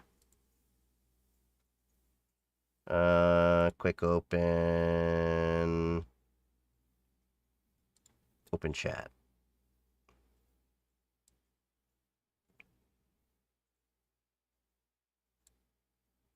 Do I use virtual desktops? Yeah, sometimes. Alright, let's see. Oh, okay. It's coming in. Sorry to anyone that was on the TikTok chat. I'm not trying to be a dick, but some of your messages didn't come through and I had to restart that TikTok. Wait, no, I have this machine over here. So I got some past chat over here. their other games will come soon after. Valve released Source 2 in 2015. They have had 10 years to be developing with this engine. Now, obviously, I'm a TF2 YouTuber, so I've felt pretty neglected. And you know, I has still the haven't rest of played the Team TF2 Fortress community 2, and over I the last should. decade or so. Despite still having Have you seen the price of RAM lately? $900 for 64 gigs of DDR5? Yeah, I've seen the price of it. That's actually why I have not upgraded the CPU in this machine like I was planning, and I'm probably going to hold off on it. Well, it's a 5950X and 64 gigs of DDR4. I'm still fine, but I am planning to go out this weekend and get a 5070 Ti at least, because I've been planning to upgrade the GPU. So I'm like, I might as well bite the bullet, do that, pay it off over 2 or 3 months, and avoid Ramageddon, and then take the 3070 here, put that in place of the 3050 in my LLM box, take the 3050, put that in my TTS box instead of the 1660 Super I was planning to do on that. Yeah, exactly. So that's what I'm doing this weekend. 5070 Ti is what I'm looking at. Nothing too fancy. I'd like to get a 5080, but I'm like, it's not going to make that much of a difference for me. 5070 Ti, I think, is a nice sweet spot. How they've been treating That's by TF2 is installing the actually RAM the and same keeping as the they've been GPU. treating their other games. I This can doesn't believe it. make sense. Where has all the manpower been going? Oh, and the that's also answer's why I have obvious. my New Xeon D games, server coming new in. hardware, and a plan to completely topple Any the reason not AAA to game not go scene AMD? as we know it. Now that said, No, I don't go think AMD Valve for all of expected my their builds except for competitors to the all blow themselves up while they decided to Sense put box, which is everything going to be into running development Xeon for a D. literal decade. But somehow their games that they made over a decade ago are still the best we have in 2025. The rest of the AAA industry has been trying to squeeze their customers to death with microtransactions, leading to the common meme now for Valve of do nothing, win. Like, look, Ubisoft is going out of business. EA was just acquired by the Saudi Wait, is Arabians. Ubisoft really going out of Activision business? Blizzard sold to Microsoft and is simultaneously killing all of their games. It's just a wasteland out here. But what if Valve brought back that golden era? Brought competition back to video games and blew everyone else out of the water. Not just by releasing Half-Life 3, but by releasing sequels to all of their hit games in a row. If you didn't know, Oh, that would be Half-Life freaking 2 awesome. absolutely revolutionized video games of its era. Oh, yeah! Physics were absurdly impressive. Oh, yeah, And that's I remember. partially what Valve was showing off with the gravity I gun loved being the Half-Life 2. I main still got it in my focus of the collection. game. Half-Life 3 could do the exact same thing but with VR. Just look at Half-Life Alyx. It's a great game, but it practically feels like a tech demo compared to Valve's other games. What if that's because it is a tech demo, and they just released that so they could fix But you're all the getting your hardware 5070 issues Ti and this game time for any issues specific before reason? releasing Half-Life 3. Anyways, that's at least my crackpot theory. That's what I think's gonna happen next. Let me know what you think in the comments. So the reason I'm getting a 5070 Ti is I think it's going to be that sweet spot if I start upgrading to a 1440p gaming setup eventually. I'm on 1080p monitors right now. And I think it'll be a little bit better for my LLM inference locally. But a 5060 Ti has already proven me how incredibly strong that is. Because I have a 3070 right now. So going to a 5070 Ti seems like the logical move. At least to me.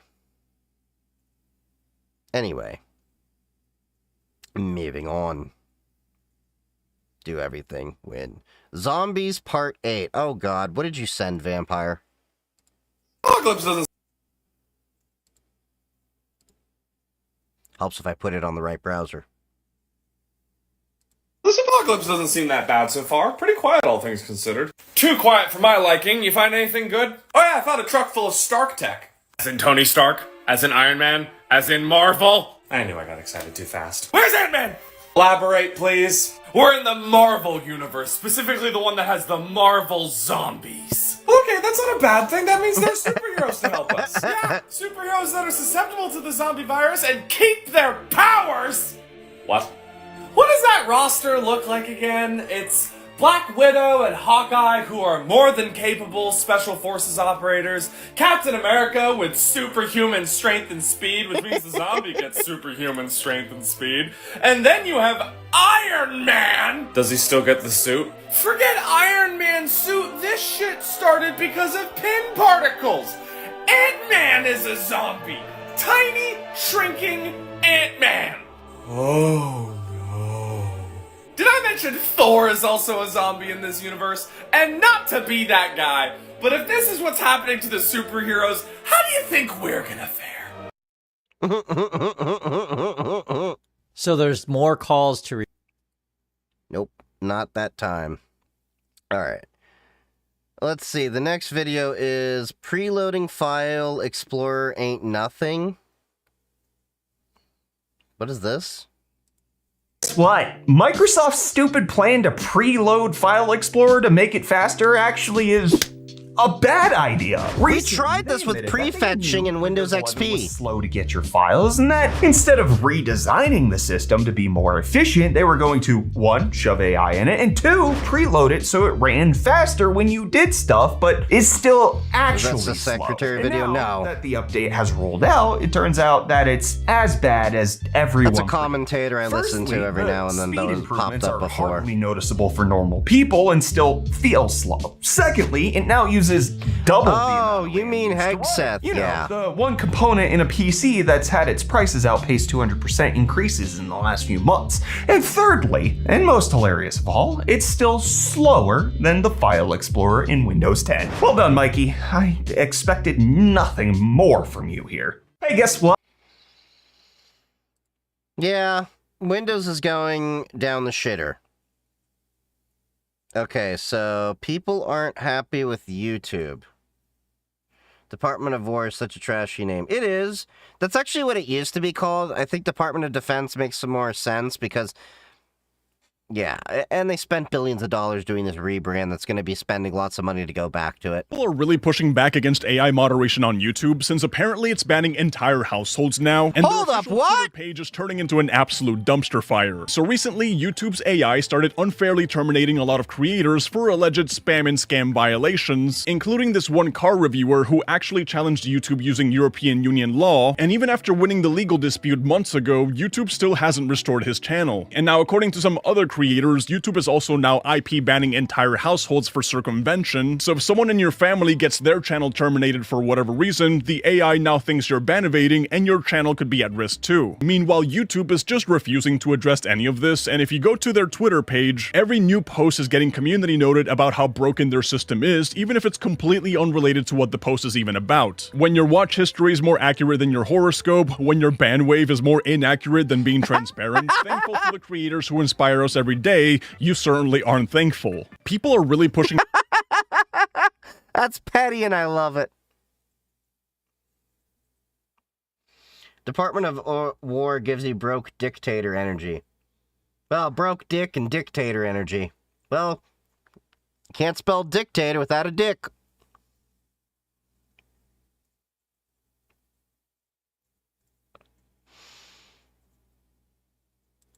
Okay, so let's see. A nationwide internet age verification plan is sweeping Congress. How many times do we have to teach you this lesson, old man? Pinterest announces the endorsement of a federal version of a model that's already passed in some states. What the hell, Pinterest? This is why nobody uses you. Except middle-aged housewives. Live, laugh, and F yourself.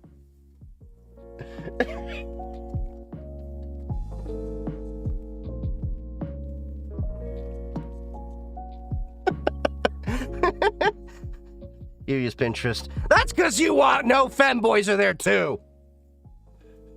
He's my mod. I can hassle him. Why does everyone think this is pre-recorded? No. Ain't nobody got time for that. For years, lawmakers at... Yeah, okay, so the new approach to age verification, mobiles, app stores, da-da-da-da-da. The bill is set to be discussed in a hearing before a powerful House committee that's considered the large package of kids' online safety bills. It comes just as the bill has picked up a new industry supporter, Pinterest. We need to ensure that our kids are safe and parents have peace of mind from the moment their device is first turned on. Once again, Pinterest. From the heart. With love.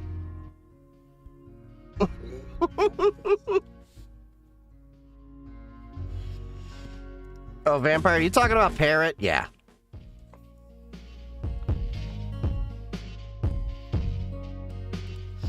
The new approach to age verification ordered mobiles to verify, app stores to verify users' ages. Okay, we got that part.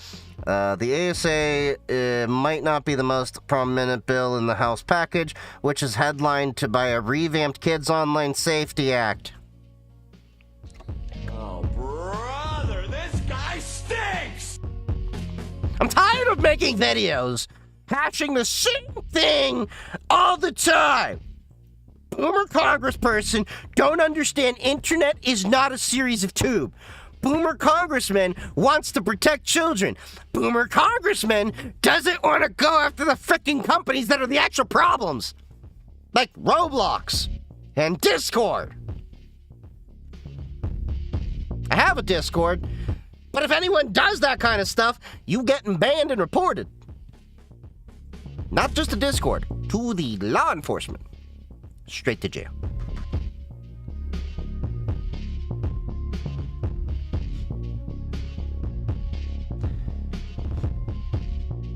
Straight to jail. I don't understand what is with these frickin' boomers thinking that you're just age verifying things is going to fix things. Not only that, let's add to this the problem of age verification. All right? Age verification can also increase dangers to children. Well, one, children are going to lie about their age. Two, children need safe spaces in case your parent is the problem. Like, what happens if you happen to be LGBT? Okay? What happens? And you're in a predominantly, shall we say, conservative family. The type that believes in gay conversion therapy. You know, that type. Those types still exist. Well, how are they going to find a community to actually give them help and safety and support? This is not going to work the way they think it is. It's not going to help children at all.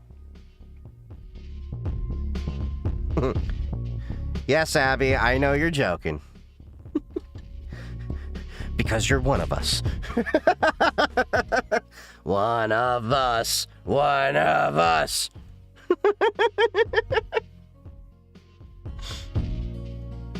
But seriously, this is more dangerous than it is of, it's more dangerous than it's going to actually be helpful to kids. These kind of laws don't protect children. They really don't. And look. We can have a discussion around children discovering adult content. But children have been discovering adult content before the internet existed, in magazines and in other things. Doesn't mean that I necessarily agree with how open and widespread a lot of the adult comment can get. That just means that you, the parent, should be more involved in your children's lives and have the discussions with them. Like my mother did. But my mother was a sex ed teacher. She had the proper conversations that you need to have at the various stages of your life about these adult activities, how they're not realistic, this, all these other things, what true, healthy relationships and such look like. But that's a parent's responsibility, not the government. So I find it ironic that Republicans, the people that are for the nuclear family, are over here saying the government's gonna be the parent. Ha! I've given my cat the talk too. Yeah, well. My friend had some interesting closed-door conversations with church leaders over those topics as a kid. Really?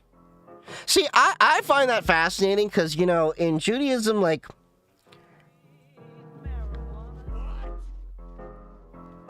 the adult, shall we say, horizontal mambo is not really a taboo thing. In fact, there's a whole mitzvah, good deed around it when you're married and all that stuff. But either way, it's not seen as this huge sin.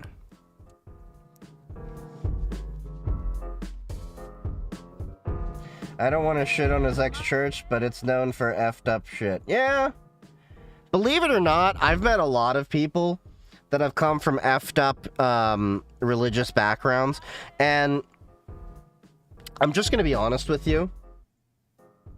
Some of the most effed up exes I've had, like, you need therapy effed up, came from some really Christian or Catholic devout families. I'm just saying.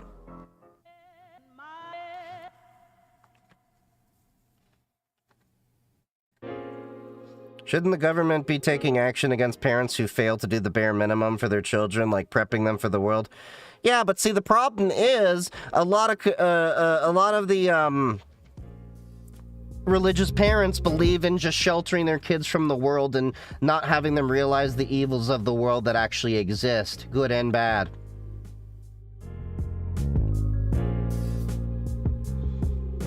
No, Chief, we are going to talk about the birds and the bees that use the birds and the birds that still have the stingers.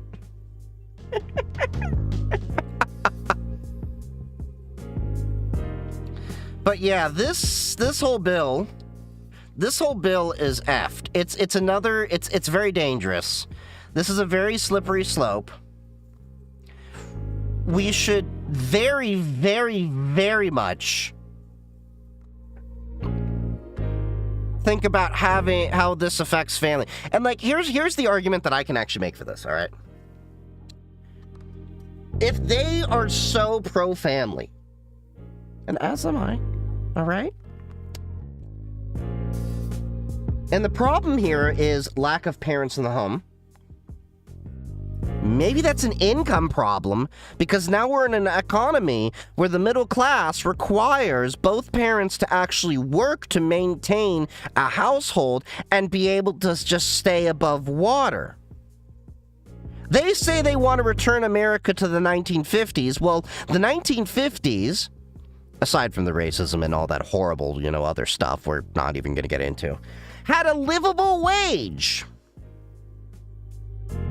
where one man could work and pay for the whole family. You have two people in a household, and you can't even pay for the whole family. Like, seriously, it's at the point, like, what? Like, $100,000 is feeling like middle class. In some areas of the country, that's lower middle class. Not even.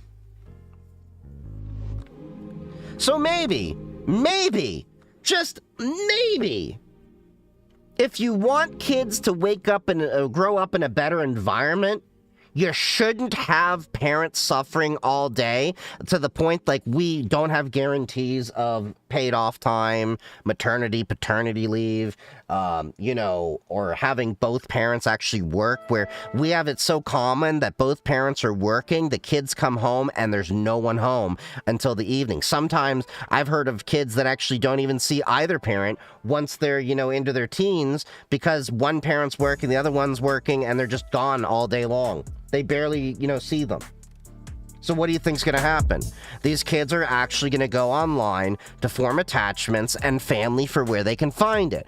And unfortunately, that may not always be in a healthy manner.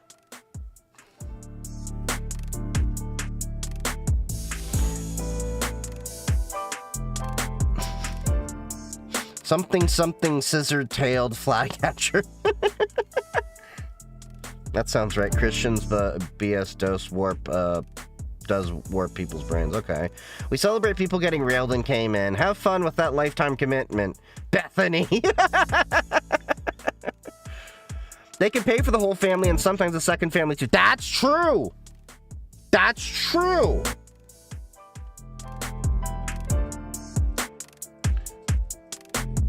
I need to finish watching Family Plan. Wait, what? But yeah, like, this whole thing, where we're feeling the need to parent children through government orders, seems to be more symptomatic of a failing system we have of the middle class. That's what it feels like to me. Because that seems to be the common thread for a lot of these kids that grow up in effed up ways. There's a family planning stream? Really?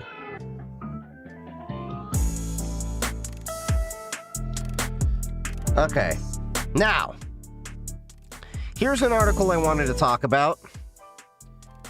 Not really on the tech, side of things, but I needed to talk about this when I saw this shit. Did y'all hear that Miss Rachel was named by Stop Anti-Semitism's Anti-Semite of the Year? Okay. Y'all be ready to clip some shit here because I want to see if they start calling me an anti-Semite. My full name may as well be Jewy Homeboy McJewerson, okay? All of this was because she made the comment that, I'm going to paraphrase here. She felt bad about the kids in Gaza. Look, I said I felt bad about the kids in Gaza. Some of them are my family. And we looked into Stop Anti-Semitism. More specifically, Yitz did. He's like, why is it that I actually don't really didn't really care about them? And he looks at it and it's like, oh, right. They were kind of racist too. He has a whole reason for that actually he went into last night where he called it out and was actually dead on the money. All right. This is a group that has only been around since 2018. We looked into them. They're not really stopping anti-Semitism. If anything, I'm going to make the argument that they're making it worse because they're part of the problem by conflating that if you are against Israel, that you are against Jews. There are a lot of Jews that have issues with Netanyahu and the Likud party. I'm one of them. I've been open about that. Netanyahu is a Ben Zona. Yeah, that's right. We're going to cuss them out in Hebrew. But here's the even worse part, okay? They included Tucker Carlson, but they didn't include Nick Fuentes.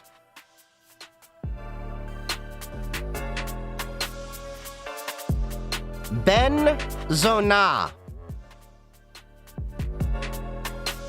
Son of a whore.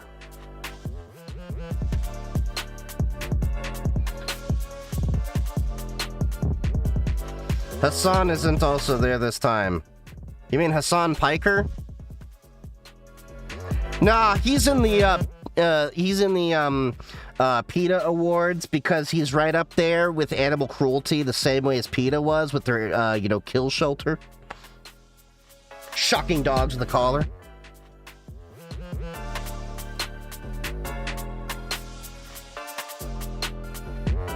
But yeah, this blew my mind.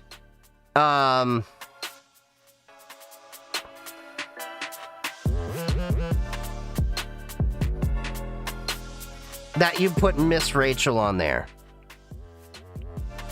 This is I really am just gonna say, this year I called out ADL, the Anti-Defamation League, and I'm calling out Stop Anti-Semitism. Because the ADL were schmucks for, excusing Elon Musk. And the problem that I have with the ADL is back in the day they used to do some decent work, okay? Back in the day. The problem is they haven't really been doing much except leaning more into the pro-Israel side of things. And look, let me put it this way. I'm anti-Netanyahu. I believe that Israelis and Palestinians can and should live in peace coexisting. And there's a lot of people that want that in Israel, believe it or not. I'd say the majority. But the problem is the same thing as America. And I've actually had this argument with people where they're like, well, the Israeli people are complicit. And I say, okay, did you agree with the Iraq War? No. So by being an American citizen and we voted for them, even though, there's the whole thing around the Bush War, were you complicit in the Iraq War? Governments are not always truly representative of their people. They're representative of the people that are in power that happen to have more strings to pull. Like, I'm pretty sure Donald Trump ain't representative of a lot of us.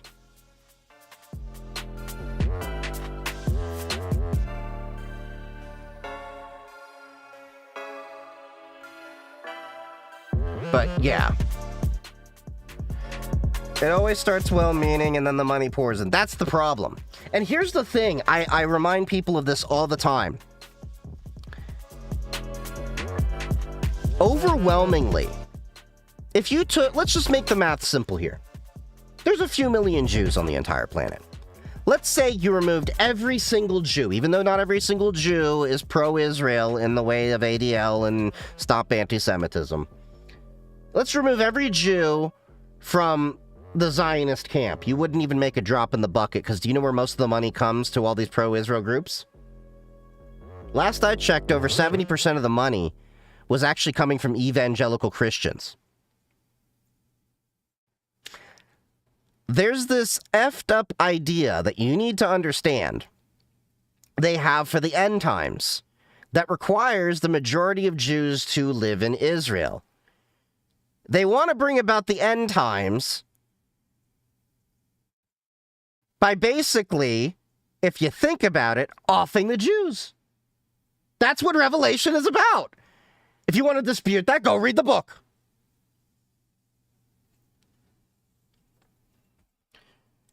But seriously, a lot of the money for this stuff is, honestly coming from evangelical Christians. So like you said, it goes back to the money.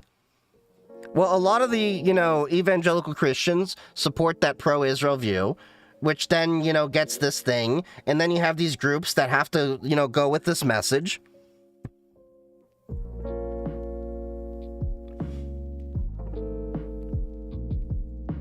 You're taking too long. Clips are only 30 seconds. You can take highlights and download videos. But yeah, this has been a problem for a while, and it's groups like Stop Anti-Semitism that are ironically going to create more problems for anti-Semitism. Because the problem is, you have groups that are, making it so easy to conflate being Jewish with being pro-Israel, but the two can be mutually exclusive. Case in point, you have Naturai Karta, which are Jews that I don't necessarily agree with for a lot of reasons we're not going to get into. There's a lot of weird things they're into. But they're not pro-Israel. They're ultra-Orthodox Jews who are not pro-Israel.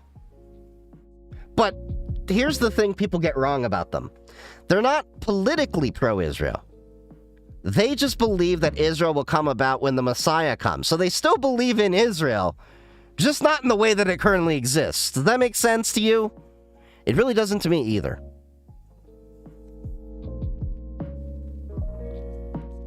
But anyway, yeah, I couldn't believe that they put Miss Rachel of all things. Like, Miss freaking Rachel! From what I've seen, that woman is sweet as can be. She just cares about kids. Okay. Enough of that. Moving on. Got another TikTok video here. God damn it. It's all bizarre. Yeah, it is all bizarre. The world's an effed up place, but unfortunately most of the issues come back to follow the money. Have you ever received a message on your phone from someone pretending to flirt with you, but actually trying to scam you? There's a good chance it was sent by someone working in a room just like... If you flirt with me, you're probably scamming me. I know that.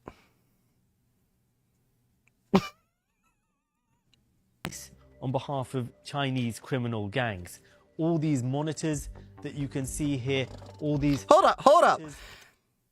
Is that a waifu PC? They got a dang, waifu PC over here in a criminal gang thing. Not gonna lie, I kind of want that case, but that's a waifu PC. That you can see here, all these hundreds, thousands of mobile phones have been used to commit fraud. There are even notes here written by the scammers on how to strike up conversations with their victims. Here's a line saying, "Which river in Miami is best for fishing?" And look here, there's... I'm gonna be honest. I like fishing. I haven't done it in a few years. But if a woman comes up to me and asks what river is best for fishing, I'm gonna think that's a scam. even a fake living room that they've created to do video calls, either using models or artificial intelligence, complete with fake books on the bookshelves. This compound is made up of two huge 4-story buildings, each of them filled with rooms like this. Look, you can see all over the floor these getting paid as well, talking about fishing. Notes. And the scam that was being perpetrated here is known as pig butchering, and the victims would be encouraged by people. We've talked about this, pig butchering scams. My dad actually fell for this. So for those of you that don't understand what pig butchering is, they'll probably talk about it. But basically what the term is that you're fattening up a pig. So that's what pig butchering is. You're taking money out of them. And often, and it doesn't have to just be a romantic scam. Oftentimes, it's a financial scam. Hey, there's this amazing deal. We can get rich on cryptocurrency. If you put money into this fund, it's got insane returns. Or this stock, it's got insane returns. You invest through this specific site. And then what do you find? They'll keep putting money in, because on the website, it'll be showing they have these ridiculous gains. They're going to keep putting money in, and then they're going to need to withdraw that money. You've put tens of thousands of dollars in. You think that it's a sure thing. This happened to my dad, and he got into a fight with me. This was back when we were speaking. And he's like, hey, you got $3,000 in USDT, and that was when red flags went off in my head. Because I'm like, what do you need $3,000? And why do you need it in USDT?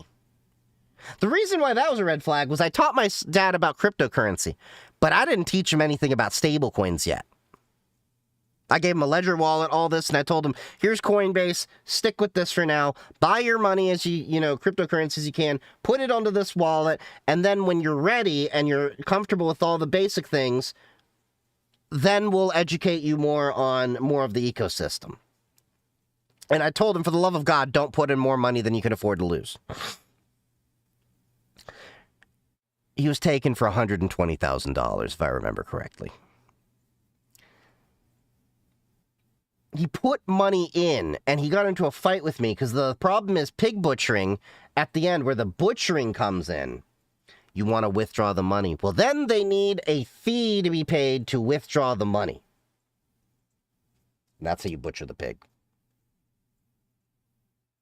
Yeah. That's also part of the reason why my dad, scammed a bunch of people for money and everything, which is why I don't talk to him anymore, because I actually helped some of his former friends, they still talk to me, get information and hand it over. There was a lot of... I'm not going to get into it, but there's just a lot of BS. But that was only one of the things that went wrong. But that's pig butchering scams, basically.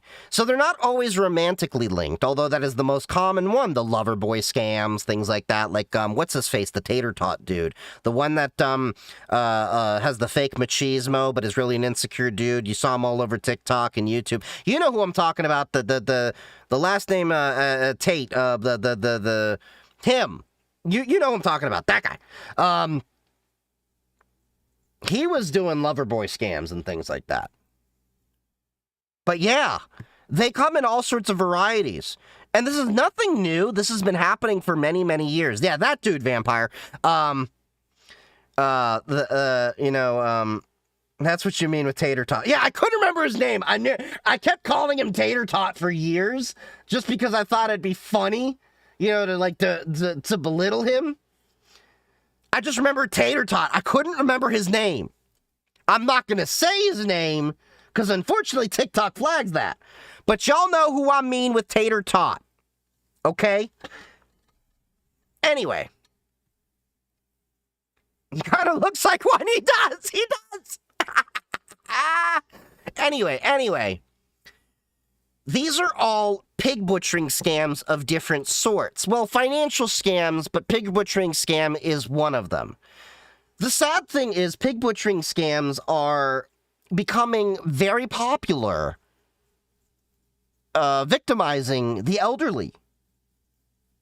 So please, for the love of God, if you have a loved one, especially as they get older, check in on them, see who they're talking to, educate them on pig butchering scams and stuff like that, and tell them to be very cautious of anyone, because the problem is the boomer generation is an extremely trusting generation, weirdly. Gen X is too jaded and so on, and millennials, well, we've gone through every disaster known to man, and some multiple once-in-a-lifetime crises. But anyway, let's continue on. They think are their friends or romantic partners they've met online to invest in cryptocurrency wallets that are actually controlled by the scammers. The victims would, on the face of it initially, make good money on their investment. In the heartless language of the scammers, the pig was being fattened. Then when they've invested all they can, the pig would be killed. The victim's money would all be stolen. Thousands of people were working at this compound. It seems most of them are now being sent back across the border to Thailand. They'll then be processed for deportation to their home countries right around the world. It gives you a sense of just how big an operation this was. But your grandfather tried to buy an S24 Ultra for €200. He got a clock and you still have it? Is it at least a good clock? Okay. Next video. How many data centers are there in the US? There is no definitive public directory of data centers, no official map, no single regulator to ask, or government agency to FOIA. So, it's been really tricky to kind of get these records because the companies don't want to disclose all of that information.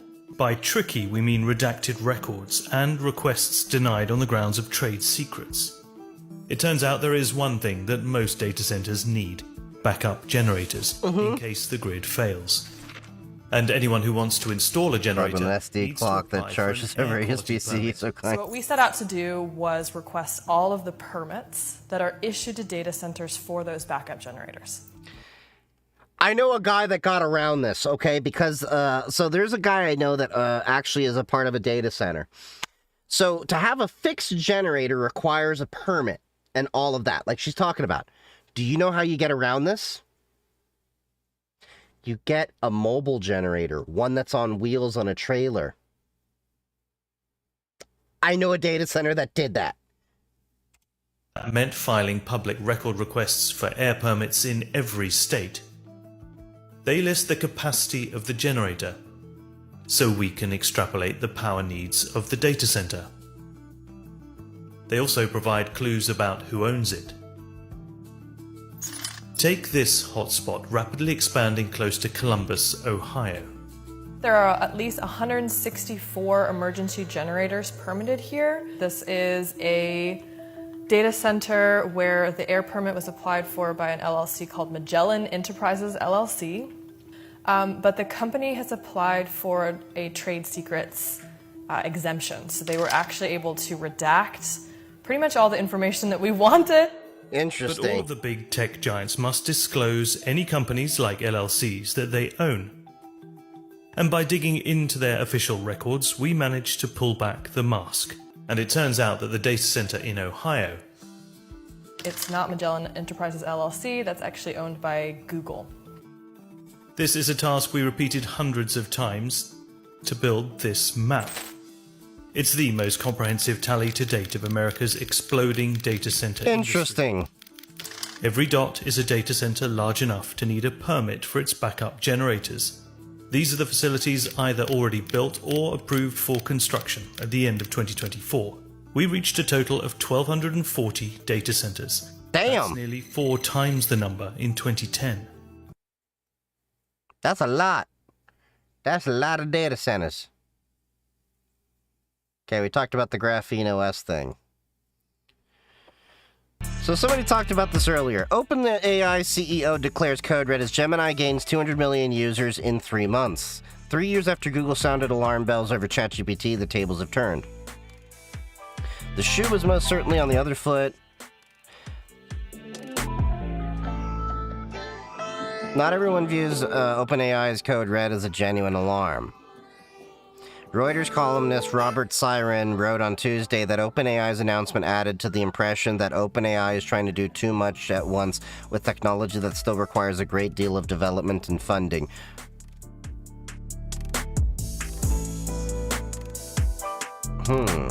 OpenAI announced an ownership stake in a Thrive Capital venture in a collaboration with Accenture. The only thing bigger than the company's attention deficit is its appetite for capital. In fact, OpenAI faces an unusual competitive disadvantage. Unlike Google, which subsidizes its AI ventures through search advertising revenue, OpenAI does not turn a profit and relies on fundraising to survive. According to the information, the company, now valued at $500 billion, has committed more than $1 trillion in financial obligations to cloud computing providers and chip makers that supply the computing power needed to train and run its AI models. This is why I've been talking about that circular finance that's going around with NVIDIA and OpenAI and all that.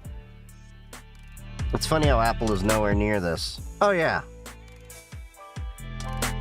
Shell companies. Of course it's shell companies. I got scammed on eBay the other day.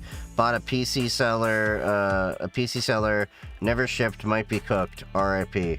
Well, it's eBay, so you can make a claim. What are we watching? Various news around the tech world. I've been alright, you know who. Yeah, but Apple's nowhere near this because Apple has been late to the game, and the problem with Apple is that they, this is a good problem from my perspective, but it's a problem in terms of Apple. Apple did not want to use any of their data to train on AI or any of these systems. That's why Siri was notoriously horrible. Their autocorrect was so ducking bad. You know why I did that. But Google got better over time. They have oodles and oodles, treasure troves of data to go through. I mean, we just talked about how I'm using one of their open sourced models over here for my LLM machine over here. You know, I'm running Gemma 3 12B and Gemma 3 4B, and once I make sure that everything's working the way I need it, this will be running all of my own AI needs. Now, I think local LLMs, I think are the way that you should be going, rather than using Google Gemini, OpenAI, Claude for a lot of things. And I think in the very near future, when GPUs start to average on 32 gigabytes, which only can be achieved by an RTX 5090, you're going to be able to fit 70 billion parameter models like Llama code. And then you're starting to see where people can actually democratize LLM capabilities, or AI locally, as people call it, in the same way that we were able to democratize 3D printing when it became open sourced. And then the means of production literally came to the people. I don't think the real revolution for LLM and AI is going to be these multi-billion or close to trillion-dollar organizations that are basically just living off of money and living off of this hype that they're hoping to make a profit, because I don't really see a way that OpenAI is going to be profitable in the long term. I really don't. Hashtag Apple lost the game. Well, chat, we all lost the game because we just talked about the game. The problem, chief email Apple and tell them they lost the game. The problem with Apple is that they're always late to the game on purpose, and sometimes that's not great. Exactly. And Apple has really been dropping the ball since the passing of Steve Jobs. Let's look at Apple Vision Pro. Apple Vision Pro. Do you know anyone that goes out there and says that they are an Apple Vision Pro developer? Do you know anyone that actually owns an Apple Vision Pro and actually uses it? Now compare that to the amount of people that are hyped up for the Valve frame. Even I'm hyped up for that. I'm even considering buying that. Do you think that when the bubble bursts, we would get cheap PC parts, or are they going to go to the landfill? A little bit of column A or a little bit of column B. Look, I'm actually talking about this in one of my upcoming videos I wrote the script for so far. I'm looking forward to when the AI bubble bursts, because you bet your sweet ass I'm going to get one of them H100 or H200s when it's on a severe discount. Even if it's a couple G's. Because holy, I would love one of those to run a local LLM machine. Am I probably going to have to buy a new house and put a whole new electric circuit in it? Yes, but it's worth it. Don't get me wrong, I like my little 5060 Ti with Gemma 312B. So far, it's pretty nice, but Daddy wants a bigger LLM stack. Okay, that sounded a little wrong when I heard it come out of my mouth, too. Okay, chat. Stabby, I mean, I just lost the game. Yes, thing is, seller did something sketchy and pushed the estimated arrival date up, so by policy, I would have to wait a long time to be able to file a claim, giving them time to clear my money, but I'm sure I'll be fine. I gotta wait till the 6th. Okay. I don't think the majority of anyone understands how dumbed down everyone is now. Oh, I pretty much do understand that. I just want to see how the Steam frame works, and I also want the Steam machine. Chief said daddy and showed a ragdang.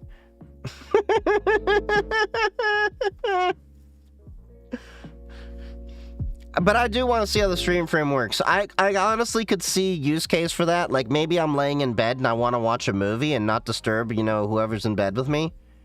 Because I like to watch TV before I go to bed. Like, last night I was watching Scrubs. And I've been watching Avatar, The Last Airbender. The original one, the good one, the cartoon, not the live action. But yeah, I am looking forward to the AI bubble bursting. I think there is going to be an actual AI bubble bursting. Do not get me wrong. Now, for some of you that were like, you never really thought cryptocurrency was going to burst. I've never really been hyping up cryptocurrency per se. It's always been one of those things I've told people, only put money in there that you can afford to lose. I've made some money on it. But my argument has always been, I don't think cryptocurrency is ever going to zero so long as people believe in its value. The thing is, value is subjective. But the issue is, OpenAI and a lot of these AI companies, they are the epitome of these house of cards and Ponzi schemes. For all the people that kept saying cryptocurrency is a Ponzi, no, it never was. That you actually have to understand how a Ponzi scheme works. There's no one that directly benefits from it. That's a collective action of believing in the subjective value of something. But OpenAI is a house of cards. And the only one that's going to really stand to win is NVIDIA. Maybe AMD if they pick up their game. But I think we're still screwed in the short term. Maybe the midterm. Because OpenAI messed up our RAM prices. Now, I do think the supply chain is going to catch up. But it's going to be at least a year until suppliers actually can ramp up production to make supplies reasonable. Because the thing is, these RAM prices are going to affect costs across the board. Xbox, PlayStation, Nintendo, you know, cars. Like, think about it. Everything we know and use uses RAM, a volatile memory. maybe in different capacities. But it is going to affect the Steam machine. It is going to affect the Valve Steam Deck over time. It is going to affect, pre-built machines at various levels, even at the corporate level. Those mini machines, all of that. A lot of the new machines now that they're getting with the latest CPUs have DDR5 memory requirements, and DDR5 is the thing that's, getting squashed. I don't know when, but I know that it will eventually happen. It's not a matter of if, but when, really. I'm seeing a lot of the same telltale signs that we saw in the dot-com boom. But I am looking forward to some of that sweet, sweet hardware. Anyway, continuing on.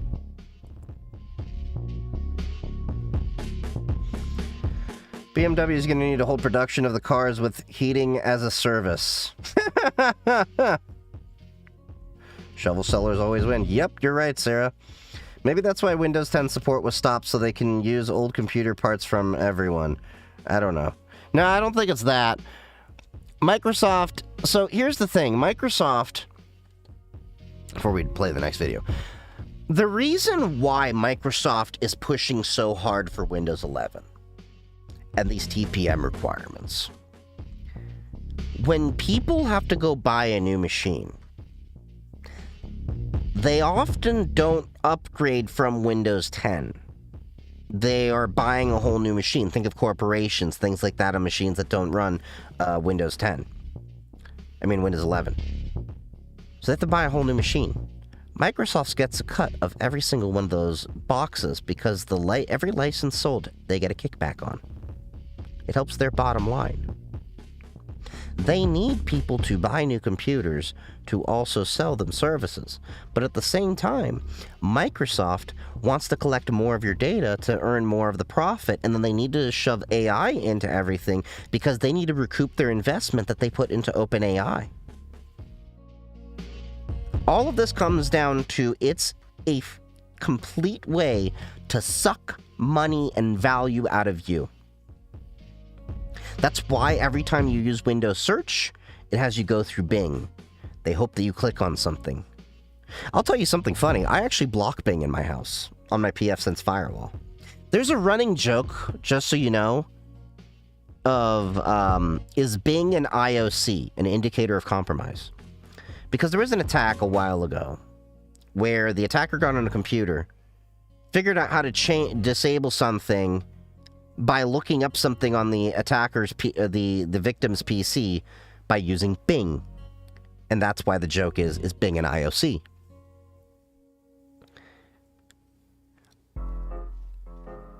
I know a lot of people look at me crazy because I've been the guy that's been saying you should install Linux for many years.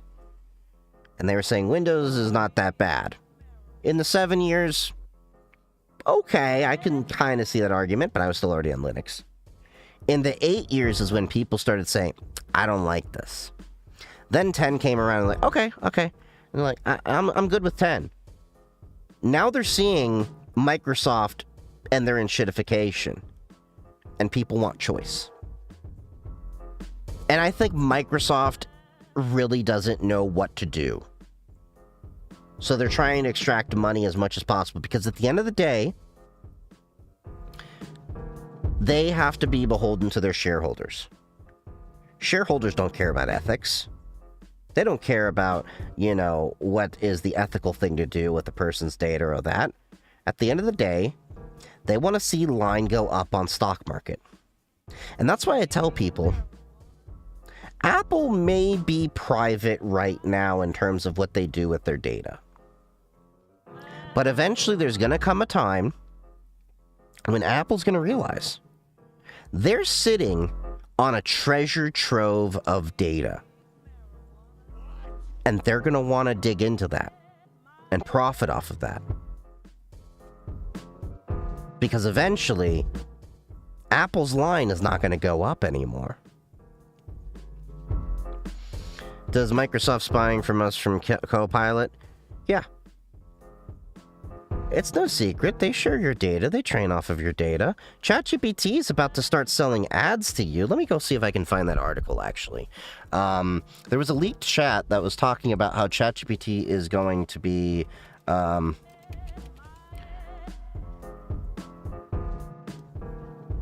Okay, here we are. Here we are. This is the article I was looking at. Bleeping computer. Reliable source. Leak confirms OpenAI is preparing ads on ChatGPT for public rollout. OpenAI is now internally testing ads inside ChatGPT, that could redefine the web economy. Up until now, the ChatGPT experience has been completely free. While there are premium plans and models, you don't see GPT sell you products or show ads. Lies. I've seen it try to sell me products too. On the other hand, Google search has ads that influence your buying behavior. OpenAI is planning to replicate a similar experience. So look, as spotted by Tibor on X, ChatGPT Android app 1.2025 329 beta includes new references to an ads feature with bizarre content, search ad, and search ads carousel. So they're going to try to sell ads on you. And just think about it. There are people that have fed way too much sensitive data into these LLMs. Think about the people that are using it as a boyfriend or a girlfriend. There's literally that subreddit, my girlfriend is AI, my boyfriend is AI, one of the two. Anyway, there are people that are using ChatGPT as a therapist.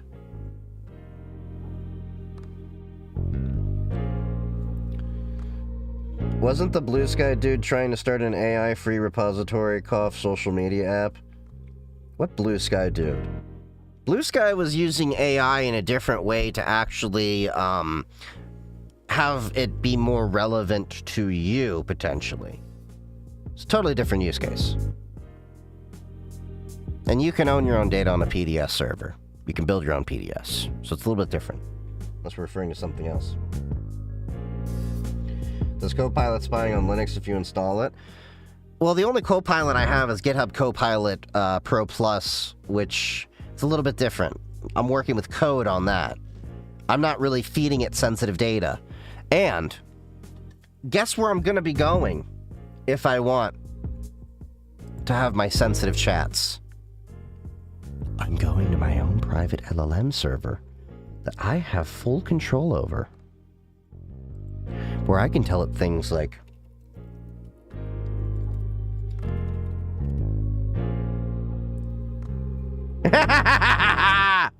we're going to be a helpful and harmless AI since that includes... That's funny. That is funny. I should actually install another LLM that actually would comply with that to be funny.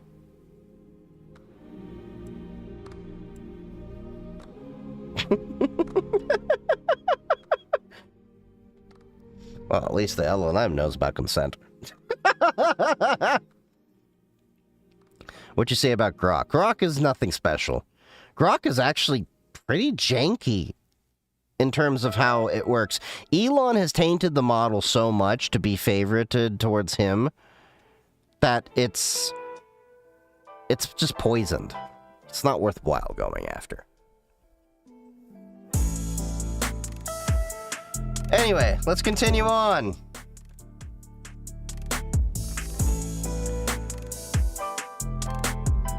The CEO of Epic has a horrible take on video games. Oh, yeah. The CEO of Epic has been epically failing. Hey, you can take this label and shove it up! Whoa, whoa! What can me and his holiness... Yeah, it did say he was a better athlete than LeBron. You can remove these made-with-AI labels! Every video game is gonna use it soon, so it makes no sense to keep it! Thanks for answering my call so quickly, Father. Yeah, I saw this. Choice compels you! There is nothing wrong with using AI! Then what's the problem with labeling it? Well, why don't we just tell everyone what shampoo the developers use? What? Video games, movies, writing. AI just slopifies them all and makes them end up looking like horse dookie.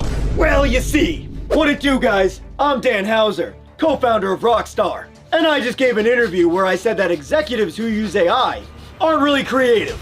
I love you, Dan. Companies want to use AI so badly, not because it makes a better product, Cause it doesn't. But because it makes them feel like they can get rid of creative people, so they can make 3 extra pennies on games. I agree with that. Like it! Subscribe to keep AI out of gaming. Hey!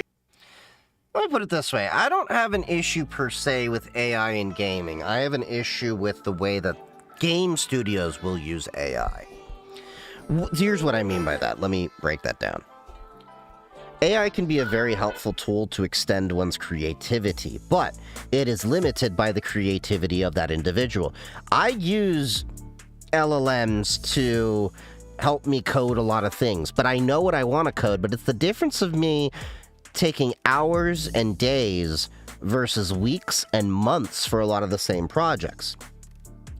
The problem in how game studios will use AI is they will use it to cut corners at any potential way. The problem with an LLM, especially in terms of art, is it's only as good as the data that it's trained on. It won't be able to create original artworks, original creativity. It can't. It can only work on other things that it's been trained on. The profit motive strikes again. Absolutely. Now, in terms of like things where it's a repetitive, task or something like that, I can see it, being useful. But I think the problem that a lot of companies are failing to see is that AI, LLMs, are not a replacement for humans. They may try in some cases, and maybe they may even succeed in very, very small edge cases. But they are at best a tool for the human to operate. Because if you let an LLM to its own work and its own devices, it's going to do some awfully stupid things. I'm going to have some examples in my video coming up talking about this, but one small one is, okay, the other day, I was having an issue SSHing into my local LLM server I was building on just this desktop here. I'd SSH in, about 30 seconds later, SSH session would hang. But it would only hang on that device. And just so you know, during testing, that device is on the same subnet as this computer. Everything else I use is on another VLAN. And everything else was working just fine. ChatGPT had me go down the rabbit hole of, oh, it's your SSH cipher. Oh, it's, you have some BIOS settings. It's your driver for your NIC. It's the actual NIC itself. Like, everything there. You know what it actually was? And I had to figure this out. And admittedly, with a little bit of help of Claude, because it just could not accept that I kept telling it, no, I'm telling you, that's not it.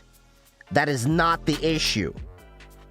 And it would confidently tell you things, and it's wrong. It will confidently be wrong. But you know what it actually ended up being? So I have a split tunnel script on my machine here. So when I turn a VPN on, I can still access all my other VLANs. I had accidentally wrote in there the same subnet that I currently use my machine on. So instead of having the traffic go out through my NIC directly to the LLM machine that I was SSHing into, it would go through the gateway to there, and then when it would come back to my machine, it would go, something's not right here, and hang. It was confident it was the BIOS. It was confident it was the NIC. It was confident it was the SSH ciphers. It was confident it was all these like offloading settings and all these things. And it was way off. Even though I told it this is the only machine having that issue. It even told me to downgrade my Linux kernel. Why didn't you tell me AI cannot replace humans? I bought out 8 companies and replaced the CEOs with AI. Okay, you can replace management, okay? Because those who can't do, manage. And I will say this. In terms of people that actually do the work, you can't replace them with AI. But I will say that CEOs and a lot of C-suite executives and even middle management can be replaced by AI. Because as I tell people, those who can't do, manage.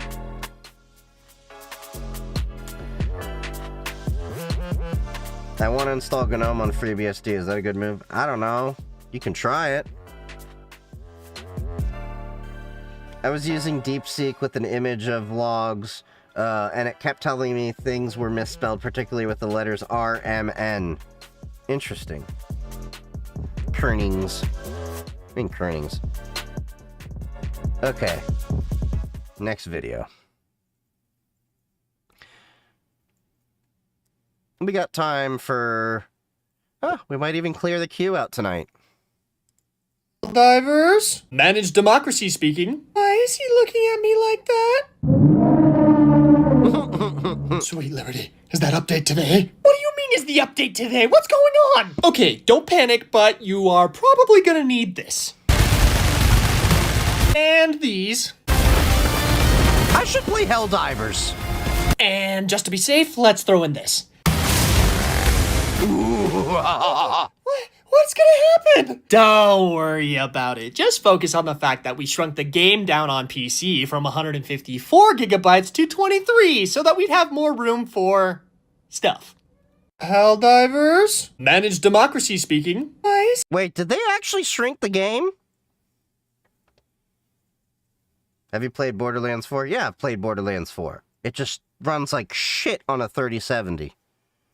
Which is part of the reason why I want to get a 5070 Ti. Interesting. Huh. I just want to check something. Because I got Helldivers installed.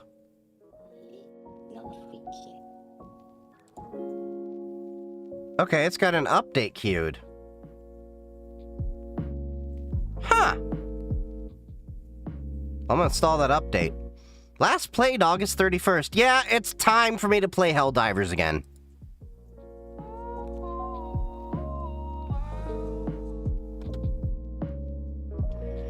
How do they shrink the size? How is that possible? So apparently they deduped a lot of, I remember I read about this.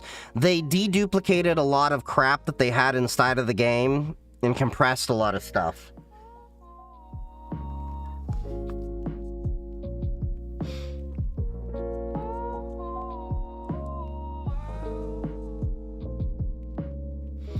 Okay, let's get the next video. Windows bad password. Just go a couple days without Microsoft making Windows 11 worse? No! Please? Just after they admitted their operating system is broken, File Explorer is slow, so they made it a resource hog instead and slammed Copilot into it, they've now made it so that you can't even get into Windows easily anymore. The latest issue in the most recent update is that it removes the password icon on your lock screen. This is a problem for people who have more than one sign-in option since they rely on that icon to swap between the different methods. If you typically log in with biometrics, you won't be able to swap to that. If your main method is a PIN entry and you can't enter that for whatever reason, you can't swap over to the password entry. It's not going to stop everyone from getting into their account, but it's definitely going to hinder some businesses or multi-account systems. But honestly, I just miss the good old days when I only talked about Windows failures every couple months. Now I can count on there being at least one new thing broken at least every few days. I don't have that problem. Gee, I wonder why. I wonder why. Why is that not a problem for me? Huh. I'm just saying.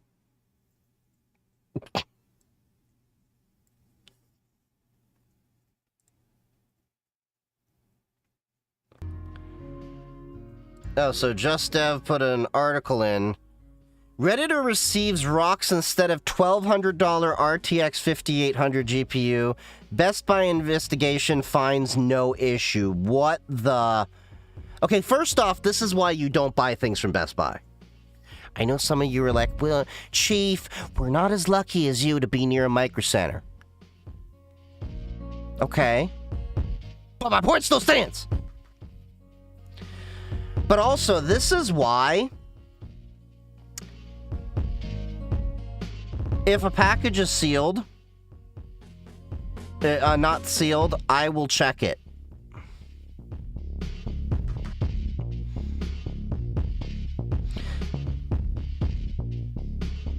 Oh, I ordered a GPU through Best Buy on 11/25, and when I received it on 11/28, I was blown away by how irresponsibly this thing was shipped. The shipping labels were just slapped on the retail packaging. No generic brown box to conceal the item. The seal clearly tampered with, and there they were, 4 rocks where my GPU should be. I filed a claim through customer service within the hour of receiving the package and was assured a replacement is on the way. Here we are now on Tuesday, 12/2. And I receive an email now stating that Best Buy will not be replacing or refunding my $1,200 purchase after the investigation. Wow. Best Buy, that is some effed crap. So yeah, definitely, this is on Best Buy. You would never ship an item this expensive on the retail box. You should always put high-end items inside a generic shipping box, so that way nobody knows what the contents are. Wanna bet? That GPU was probably stolen by somebody that was in the shipping line. Like maybe the mailman or something. I'm betting that's what happened. Other Redditors point out that this kind of scam tends to exploit poor packaging. A GPU box with labels on it advertises that there is something expensive inside and makes theft during shipping easier. Yep, that's what I was saying. Retailers should always brown box hot products such as RTX 50 series cards to reduce this risk. What did I just say? Here we should also remind you that the NVIDIA Founder Edition cards boxes need to be torn to be open, potentially reducing such risks tremendously. We always tell you to record a video when opening or also sending expensive items. If something goes wrong, you always have the evidence, although some banks may not even accept such evidence when investigating a chargeback. So this is straight up one of the reasons why I generally go to Micro Center for my parts whenever possible. Because Micro Center is also good on their warranties and stuff like that. Like, I've literally had a motherboard that was cracked. I went back and I'm like, hey, I built this PC, but I noticed it was cracked. They're like, no problem, go grab a new one. That was literally how it was. They were literally like, okay, hold this, they like, take this motherboard with you, get the other one, come back to the register, we'll fix it there. Micro Center's so freaking awesome. Micro Center's 3 hours away from me. It's worth it! Drive 3 hours! I'm kidding. What's your opinion on Marcus Hutchins? He appeared on my feed randomly. So Marcus Hutchins, his claim to fame is basically, what was it, WannaCry or one of those? He found the domain that was calling home for it that actually had a kill switch, bought the domain to stop that big piece of malware. He's a well-known cybersecurity professional. He's actually a pretty nice dude from the little interaction I've had with him. He's all right.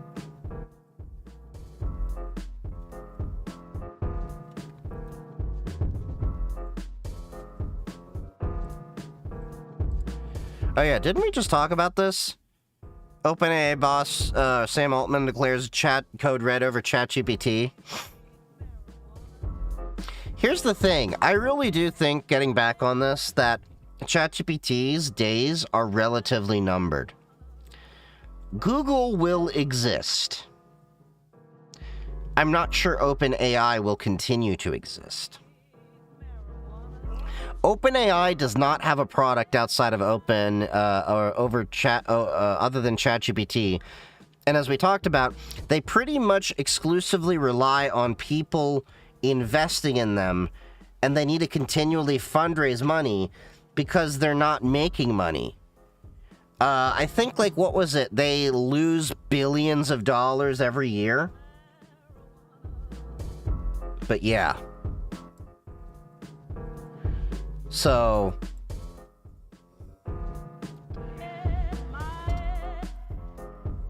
I don't know when, but I know OpenAI is going to collapse at some point.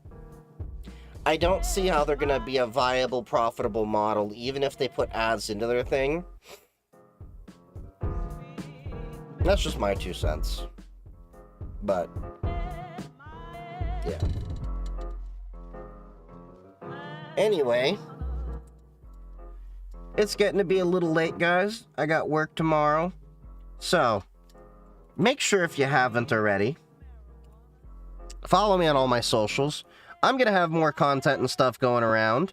I'm on Blue Sky, I'm on Mastodon, I'm on TikTok, I'm on Twitch, I'm on Kick, and we also have the Discord and the Matrix servers. The links are in the bio for all of you if you need them. I've revamped some stuff as well. So thank you all for hanging out with me. The next stream will be on Sunday, and don't forget, we have movie night this Saturday night.